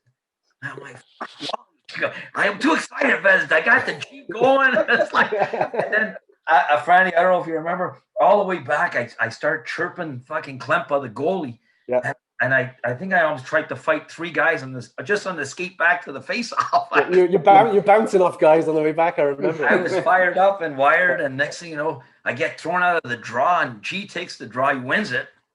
And next thing you know, we rim it, and we run this play, and Rempel scores like 35 seconds in, and it just blew off. It was unbelievable. And do you remember Remps had been playing horribly up to then? Like Remps was like so messed up in the head. He was always there like 4 hours for the game, like talking to his sticks and doing all these kind of weird stuff. He was such a confidence player, and he'd been terrible. And he I think in his mind he thought he'd never going to score another goal in his career. And then he gets that goal, and then he was on. It was on. It was insane. Like you just take the whole storyline and everything, the atmosphere. It was unbelievable. Even going back to the shootout, I remember that year, Coventry had gone with a different stick manufacturer. I forget which ones it was, but good one, Freddie. They thought they'd found a deal on these sticks because sticks were going up in price. They were mega expensive. It's the biggest single cost for the teams, you know, away from wages. And Coventry have got this deal with a stick manufacturer, and they're getting them like half price for everyone, and they think that, you know, the half price compared to every other stick, and they think that, you know, they've got themselves a good deal. And if you remember in the shootout, Barry Moore, who's a great player, he goes down and he takes a shot, and it literally snaps right in the middle. Maybe that was Bob with a hacksaw, I don't know. But, yeah, it might have been. But yeah, it was like, I think he was in a good position to score, and you just kind of, you're feeling it on the bench. This is going to be it. This is where they're going to, you know, break our hearts. And he just pulls the trigger, and it snapped. Like sticks never snap like that in the middle. And it went. And that was a sign. Yeah, that was a sign. And then Reggie steps up and smooth as you like, cool as you like. And wow, what a celebration. And that was another best ever night, wasn't it? Yeah, that was pretty good. I mean, we took the trophy was up in the bar, and then after a while, all the guys have said, you know, it's been unbelievable celebrating with our fans, but let's celebrate as a team. So we stole the cup off the bar. We snuck out the bar. Votha has gone en route. His apartment was just off Chippy Lane, if you remember that place, yeah? He's gone in there, and he's put the pimp suit on, which is like an albino zebra suit. Furry. It's disgusting. So he's got that on, and we go to Soda Bar, like down in the thing. So we got the cup sitting on the bar, and we're all in there, just all the guys having a great time. And then I remember later that night that we're on Chippy Lane with the cup, and the cup's filled with chips, cheese, and gravy. Chips, cheese, and gravy out of the Challenge Cup. And then we had a game the next day, didn't we? Edinburgh. Edinburgh away. Yeah, not sure how that went. Yeah, it wasn't too good. It wasn't too good. And I remember, like, I think maybe we even had a couple of beers at the airport on the way up there, and you know, nobody really cared. And you know, I wasn't playing that much as, you know, as my spot as a sort of 10th forward. But that night I got to play loads because, you know, I think Reggie sat out the game. So yeah, with the worst game over ever, I had probably the most ice time I had that year. Vez, when you won the cup that night, did you already have planned that was going to be your last season in Cardiff? Yeah, I had my testimonial the week after, I think. Yeah. And that was a pretty special evening. And yeah, I think so, John. I think that was it. And then I think at the end of the year, Eddie asked me to come back, and yeah, ended up coming back after that. And but yeah, John, I think that was I thought that was going to be it. And I think that game kind of sparked everything. And that testimonial night was unbelievable. And the way the year ended was great. So I was happy to come back though. Sorry, Gaz, I probably jumped ahead because there was times London nights and stuff you wanted to cover. And no, there's one thing I do want to come back, because you mentioned it a bit earlier on about that first year where the Elite League formed and all you guys came back, and the way you said the social media kind of affected guys like Ivan that year. I kind of, as a fan, I remember the forum being quite a big thing that year, and things kind of did leak out that it did affect the guys. Just as an athlete, how did it change the dynamics for you as an athlete now, having this kind of instant feedback from, you know, a kind of faceless crowd, not the guys in the bar, but you kind of, you know, non-diehard fans and things. What did it affect? I think Ivan, I think it affected, I'm not sure if I think it affected Ivan a bit, but I think it affected Ivan as far as the whole team and everything. And you think he was he was almost like I said, he had a huge heart. He cared about everybody. And he didn't take, reading words about guys not performing coming from anonymous people. Like, I'd rather somebody step up and say, hey, you know what, Sacratini, you suck. And because of this, and this, okay. You know, I live with that. But I think Ivan reading, and not only Ivan, but I think it affected a few other guys. I think it's just human nature when you start reading stuff and how people perceive you or see you and stuff. And you don't sit back and think of, well, who's writing it, you know, and where it's coming from, but more where it hits home and it kind of affects guys. And I think it really. Ivan sat beside me in the locker room, and it affected him. Not so much for him, but for other guys on our team and stuff. So, yeah, that social media is tough. It's like everybody's got to say, and that's okay. It's like playing for the Montreal Canadiens here. You're coaching, but you got 18,000 other assistant coaches. It's like so.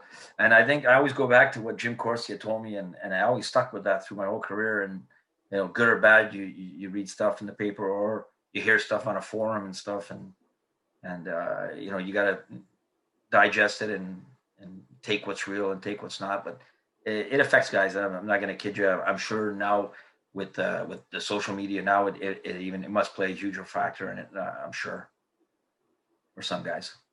Yeah, it's definitely another level now, isn't it? With the, you know, everything's on social media now, and, you know, particularly at the moment, it's getting particularly nasty. I don't know if that's the effect of lockdown and frustration and stuff like that, but it's it's definitely got out of control and something needs doing about that. So, Franny, stop abusing me. Yeah. Wow. Put together a decent interview and I'll stop there. No chance. I just kid. So yeah, on a lighter note, I do have a Vezio story from that year, the start of the Super League year, the 03-04 year. We were down in Lee Valley playing against the London Racers, so Maxley's London Racers, and it was the lockout year. Yeah. So Eric Cairns was there. Eric Cairns, Scott Nicol. And I would say, do you remember this, Vez? But you probably don't with what I'm going to say. So something happens, and, you know, obviously Vez is like a feisty player and a chirpy player, and Cairns loses his shit and ends up just like suckering you, and you go down the floor and he's just raining haymakers down on your head, and like, oh, and it's like, who's going to stop this guy? You know, the guy's 6'6" and just like an animal. Anyway, so Vez took a couple of heavy ones in the head, and the highlight of going to Lee Valley to play the Racers was that they just opened the first, not Dunkin' Donuts, Krispy Kreme. Krispy Kreme. First Krispy Kreme donuts. It was like a drive-through. So like we didn't know what Krispy Kreme was, but all the Canadian guys did. So like we have to stop at the Krispy Kreme. So we stopped there on the way, and then somebody goes and gets like the tray with all the different ones, and like, yeah, you have to try these, and yeah, you know, the amazing donuts. So then Vezio goes to me, Fran, you know the best thing about these donuts is you can leave them a couple of days if you've got a couple of spare over. 4 seconds in the microwave, they're as good as new. And I was like, oh, right, okay. And then, so I have my donut, and then and Vezio's like, how's your donut, Fran? I was like, yeah, good. He goes, you know the best thing about these? If they go stale in a couple of days, in the microwave, 4 seconds, they're as good as new. I was like, oh, okay. Cheers, Vezzy. And I probably had that every minute all the way back from outskirts of London to Cardiff. So I've never forgot that if I ever got leftover Krispy Kreme donuts, 4 seconds in the microwave, good as new. Thanks, Franny. I've been hitting the head a couple of times. Oh, that's a good one. So Vez, you're unquestionable. You're a Devil's legend. You're an absolute Devil's legend. You've got one blot on your copybook. You signed for Sheffield. Yeah, that was I made phone calls before, John. and that whole story is funny because when I retired, we came back and then Ruth got pregnant and we had to pay for the birth year. Yeah. And we were married and everything, and it's like, and it was like we had to get and so Ruth didn't feel comfortable like having a baby here if something happened, whatever. So I remember calling and go back to Cardiff, and there it was late, like in September, and then Mo Mancy ended up getting a job in Torino, and so he goes, "Why don't you come play in the second division?" He goes, and anyways, so we had to go back to Europe just for the baby. So I said, I might as well go back and play. And I think our season ended like March, and I remember Matsos called me and says, "Hey, would you come back?" And I said, "Well, Sheffield." I'm like, "Oh my God!" So I ended up calling, I think, Carl, and yeah. I go, you think I can play in Sheffield? Anybody, but I got to come back. And it's like, and it was, and I don't know if you remember what I played one game in the tent. Yeah. It was the oddest thing ever. I just wanted that game to end. I was hoping for no whistles and let's get out of here. Was it strange? Because I guess when you were with London Knights, you didn't have to play against the Devils because we'd obviously fallen down the league. So you are an emotional guy, and the way you bonded with the city and the team was something else. How emotional was that night? It was tough. It was a tough night. Like it's tough to explain, like to be on the other side, and especially have a rivalry team, and looking up at supporters that became like close friends, and everybody's wearing a Devils jersey, and you look down, you got an orange jersey on it. It got well, and then you saw Vother skating around the other side. It's like, okay. And this little tent where there's nowhere to hide. Like, oh. Yeah. But yeah. We forgive you. And I know Hilly Phil Hill wouldn't let me wouldn't forgive me if I didn't mention the guy you brought with you, Aggie. You brought over your buddy from Italy, didn't you? Yeah, well, Maslo's calling. He goes, we need another guy. I go, well, there's only one other import guy that can come. And he said, yeah, bring him. And he didn't pan out too well.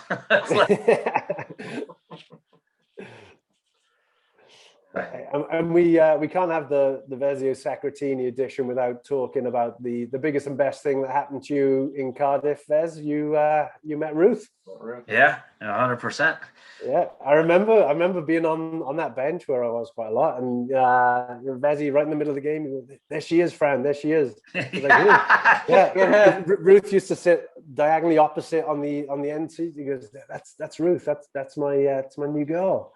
And there she was, and yeah, it's a small world, man. No, Cardiff was brought a lot to my life, so very, very fortunate, very lucky to have gotten to Cardiff, and the people there, and the supporters, and my whole time there it was incredible. It was like a dream come true. It was like it was special. As I'd say that you got a beautiful family, and I never want to overlook your daughter, but in terms of hockey, Sacratini Jr. is doing pretty well for himself, isn't he? Yeah, he's doing well. I'm proud of the kid. He's coming into his own. He's every year he's getting better and better, and to be honest, I think he's got more skill than I did, and more speed, and I think I try to get him finally we got to get his passport, buddy. It's like we're not getting him a UK. we're not getting him a UK passport. We're getting him a Welsh passport. Yeah. Well, Freddie, the funny part, he's only got a Welsh passport. Yeah. It's hilarious. Like he was born, he hadn't seen snow or I heard French for 8 years. Like, but no, he's doing well. He just committed to university, and so he'll be going there in 2 years. So he's got another year junior, and then he'll be going there. So one day he's going to wear that 28 Devil shirt. It would be pretty cool. I'd be there. I'll be there. I'll be there rooting. Excellent. Well, Vez, I always remember growing up, people who always maybe caught 1 or 2 Devils games always came away from it and would always say to me, that Sacratini guy was entertaining.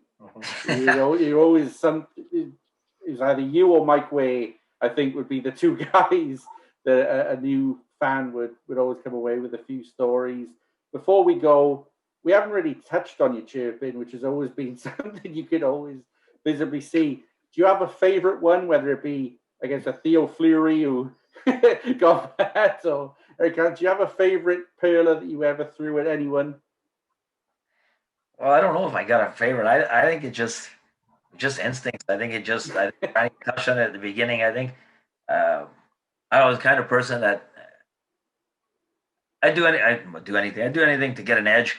I do anything for our team to win. And at times, I think I did it more for me to be more involved in the game. I thought if I just sat there and just went through the game, I wasn't emotionally in it as much as if I had somebody trying to kill me, or if I wasn't chirping or yelling at somebody, or trying to get an upper edge on somebody just because of a little chirping or a little bit of words and stuff. So yeah, I played it a bit different in the game, and I played a little bit on the edge, and I think I brought a little element to my game that made me better. I think it brought me into more games, being more involved in games and stuff. So,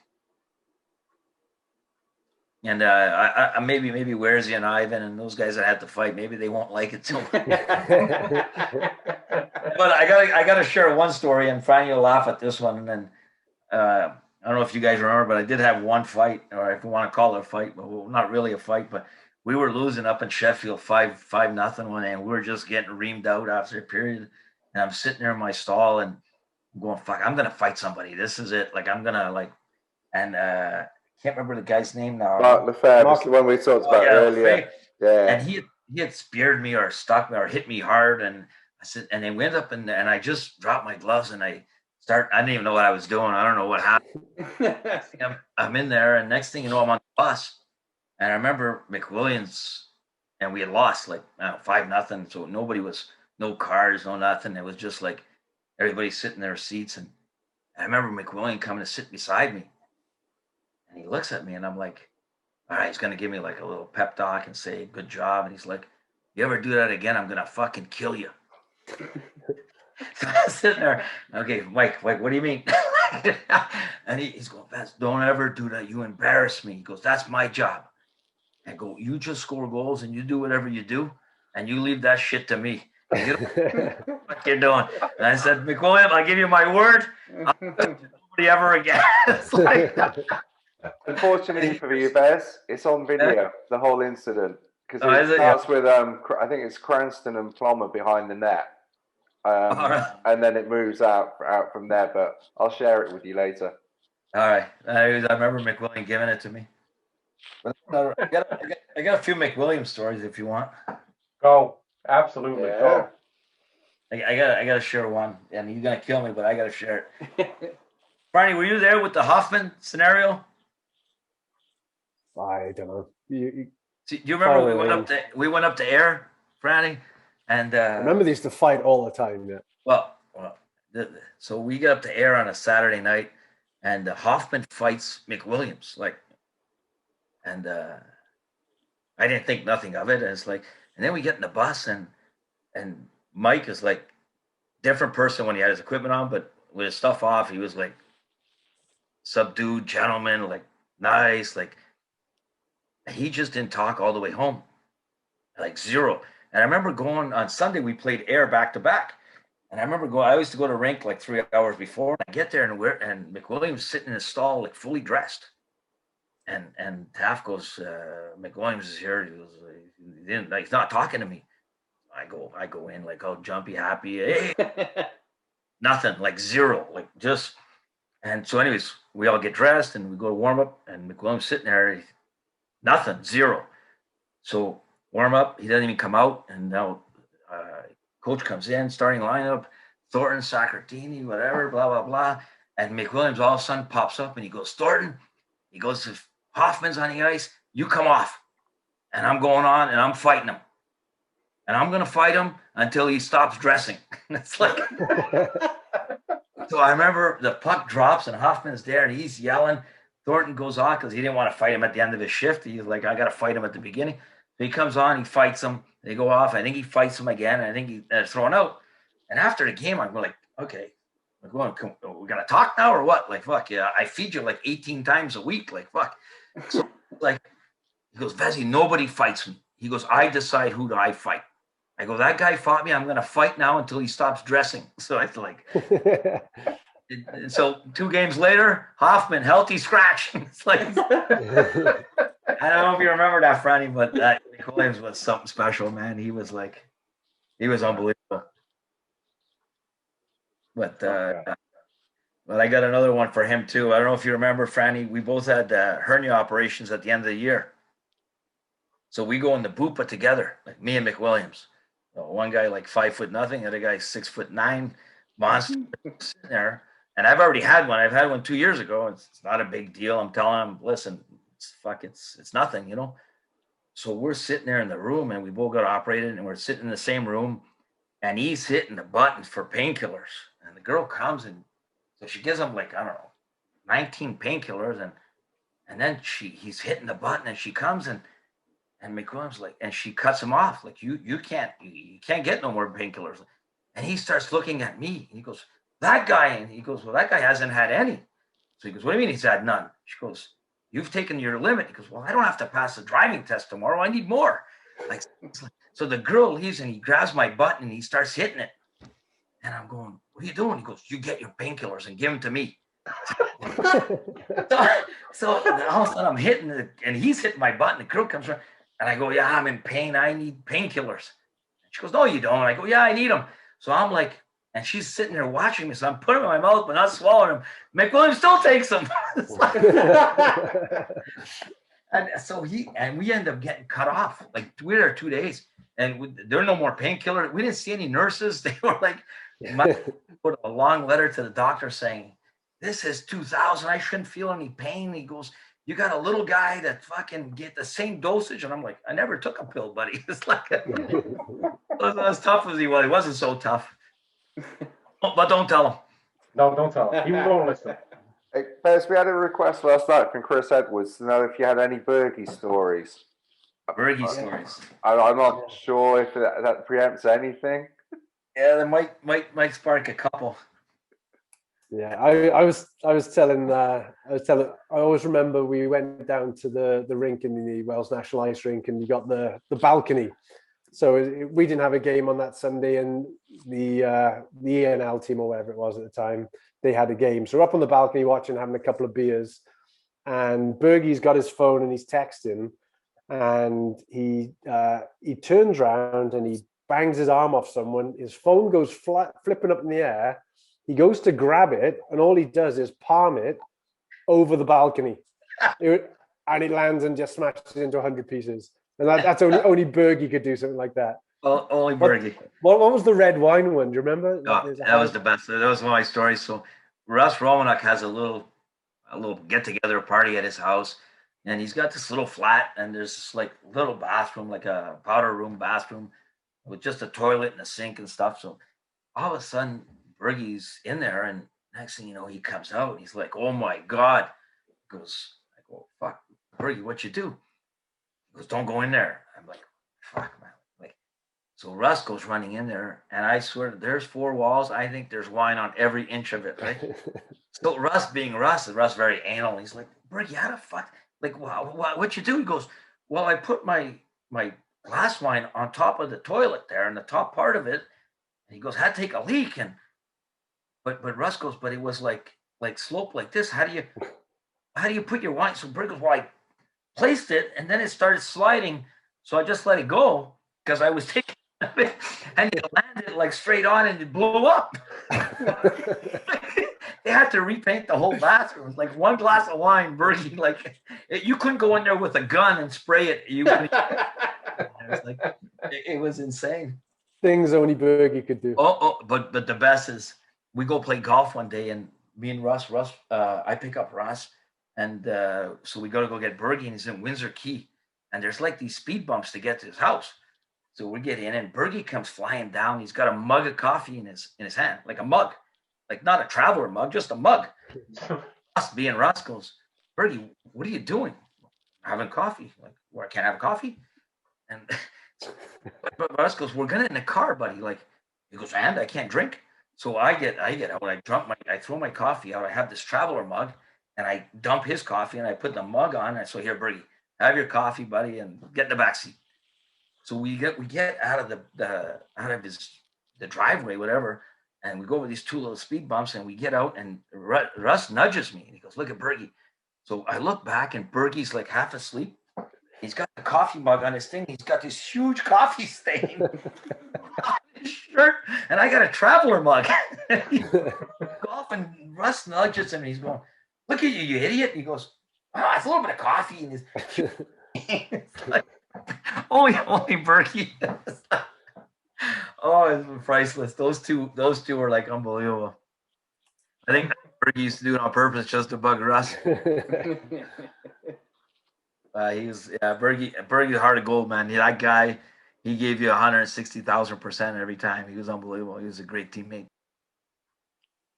I think we've come to a natural pause. Like John said, I think we will have to get a second part in with you along the way. But just as we've been talking tonight, and you can see the spark in your voice and your eyes as you talked about your time in Devil's Colours. It's been very special talking to you, sir, and I hope that we've managed to bring back a few good memories for you. I appreciate you guys having me on there. It's special. It's special to come back and talk about good old days, and especially with a teammate like Franny and friends I made there. All you guys were special, and it was a big part of my life. So thank you for having me. No, thank you, Sid. Thank you for all the memories you've given us and all the Devils fans. Are wearing a Devil shirt, and I'm sure this will be a big hit with them. And we will catch you again soon. Yeah, let's hope this COVID thing ends soon. I'll be back there for a game, so it'll be awesome. So there you have it. Some absolutely amazing stories from one of the most special players to ever play in the Cardiff Devils uniform. That was Vezio Sacratini. And guys, I just thought it was great that as soon as we got to the Cardiff section of our interview, Vez just seemed to come alive. Yeah, it's obvious what a special place Cardiff has in Vez's heart, and I know that because I still get message from him when we have big games. I'm there watching, I'm over here watching, and make sure the guys do this. We want to bring more trophies to Cardiff, and he's still a huge Devils fan, and I think that really comes across in the interview. John, you kind of alluded to it. It'd be some special story if the younger Sacratini was ever to make his way to Cardiff. Absolutely, and I don't think that's necessarily a pipe dream. What I've seen from Jake, he's a good player. Scored some nice goals that Vez sends over on WhatsApp. Always great to see. Of course, born in Cardiff, so yeah, we're keeping an eye on him. But to speak to Vez is always.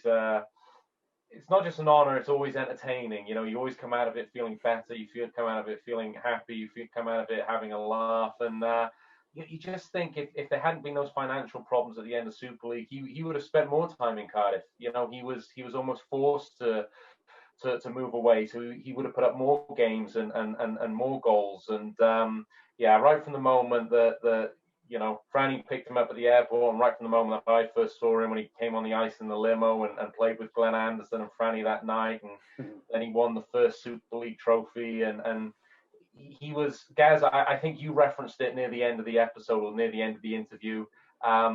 You could go to a Devils game and always knew with Vezio Sacratini on the ice, you were going to be entertained, whether that be by skill or him sort of upping the intensity.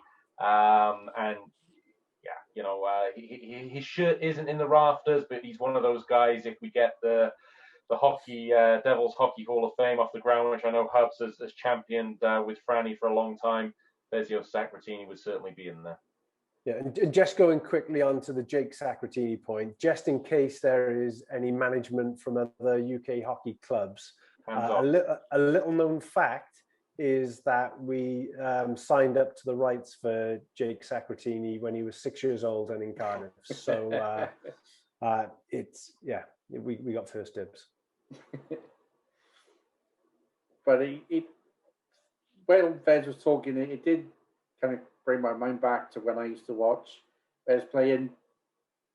It's pretty unusual for a guy of his physical stature. He was a smaller guy in hockey terms, to always make his presence known. Do you know what I'm trying to get at? His personality seemed to shine through. You know, obviously some guys have got big shoulders, they're taller than everyone else, but to get the attention of an ordinary fan in the way he did when he was playing, just goes to show how influential he must have been at that ice level as well. Yeah, I mean, you see those players, don't you? The ones that the opposition fans just absolutely can't stand, but you love to have in your team. And Vez is definitely, you know, top of that category. You know, he said himself that with the talking to that McWilliam gave to him, Vez was such an important player and a big player, and you know, he led the charge on so many occasions that the tough guys didn't mind getting into a few scraps for him. But what he did well is where he backed himself is most of his chirping was done on the face-off dot. Yeah. So he goes into that face-off, and Vez said it was his way of firing himself up to get that, you know, to get himself in the game. But he backed himself up. He didn't lose any of those face-offs where he's chirped the opposition and where he's got in their face. So he's gone in there, he's in their heads already. Then he wins the face-off. Straight away, he's got an advantage for his team. And I was privileged to have front row seats for a lot of those. And I wish I could just remember some of them, because he had all the tricks in the spot. And we didn't touch on it in the interview, but something our incoming coach said last week about being a specialist in face-offs. He had that knack of, as friends, saying something would just put the other centreman off. The puck would drop and he'd win it because he's that step ahead. Or was it a little stick in the shins or something? But he knew, and then getting possession of the puck for the team, and then also riling that he may win the face-off, and then the opposition centre might slash him or something and draw a retaliation penalty. It was an art form, and he was one of the really first to actually nail that. Yeah. But my main concern coming out of this is, you know, for all his hockey career, he's now a sales rep. I'm a sales rep. I do a lot of Zoom calls now. How he makes any sales without dropping the F-bomb in, I don't know. just ridiculous amount. All in the right places, all called for, and all adding to the entertainment. But yeah, how does that guy do a Zoom meeting as a sales presentation? I don't know. You almost made it an art form. Yeah. There's some sentences I thought he can't throw it in here, and he did. I think I might have thrown my first F-bomb. It was contagious. Was that after an adjective at times? Was that after we couldn't actually get any further on the Beavis situation when he said no, he can't remember names? No, that was one punch. One punch. That's it. Yeah. Elusive one punch. We know Beavis. We know it's. Yeah. I keep calling him, I think, Mario Swabenko, but I think it's Marco Swabenko. No, it is Mario. It's Mario Swabenko. And I keep calling him Marco. Like I said. But we He's still probably don't know. Marco to Beavis, to be fair, but so we did. So was it a Marco Paulson, JD? No. He was after the one punch. He was a Canadian with an Italian. Sorry, no, he wasn't Italian. Canadian with an Irish passport, which is why he was going to come over. And I will confess to filtering on elite prospects every player with an Irish passport, and I still didn't come up with him. He's 6'6". He's got an Irish passport. How many hockey players are there 6'6" with an Irish passport? And he was still better than Robert Millane. He can maybe do we're going Russian to need a kills. hashtag, who is One Punch? Maybe we'll never know. The pool of people who would know is growing shorter by the episode. Yeah. And, It'll be Glenn Anderson. Glenn Anderson will know. For No, no reason. I tell you who knows. Just depend. I don't care what's his name says it in Sheffield. Ken Priestley knows who One Punch is. He was his effective agent, even though he supposedly denied it. But You've been waiting 12 months to drop that joke in. yeah. But Ken Priestley knows, and he's just totally denying all knowledge of it. He's washed his hands of One Punch. We haven't. Understandably, but there'll be other team members of that team that we cross paths with on this podcast, I'm sure, and someone will break this mystery. Who had the hotel rooming list? Someone must have that. Was Frenchie around in those days? Yeah. well, Well, that could be the one. This is why we bring producer Hubs in. He's now giving us a new lead. If you know who One Punch is, please tweet us at BTB and we'll bring you on the show. And you can tell us how you know. Maybe you are One Punch. Maybe someone has brought your attention to this podcast while we slagged you off for the last 18 months. You maybe want your right of reply. Or even if you've ever played against a guy that didn't tie his skates up, because there can't be many that have done that. There's a few of those in rec hockey I know of who did it for warm-ups or laps and stuff. I wouldn't put One Punch even in a rec hockey league, to be honest. Wouldn't he have fit in with the Cardiff Rage in some fashion? He seems like One Punch. Yeah, he seems like the kind of crazy. Dude, don't bring the Cardiff Rage down by to that level. No, he was flown in on the recommendation of Ken Priestley, flown into France. He might have actually paid his own flight, I'm not sure. He flew into France. We might have brought him back to Cardiff with us when we played that game against the German team. I don't think that he dressed. I think his only time that he dressed was in the 2 games in France, where he got into the fight and the opposition guy fell over the stick, and then he came to the bench and did the famous One Punch. That's all it took.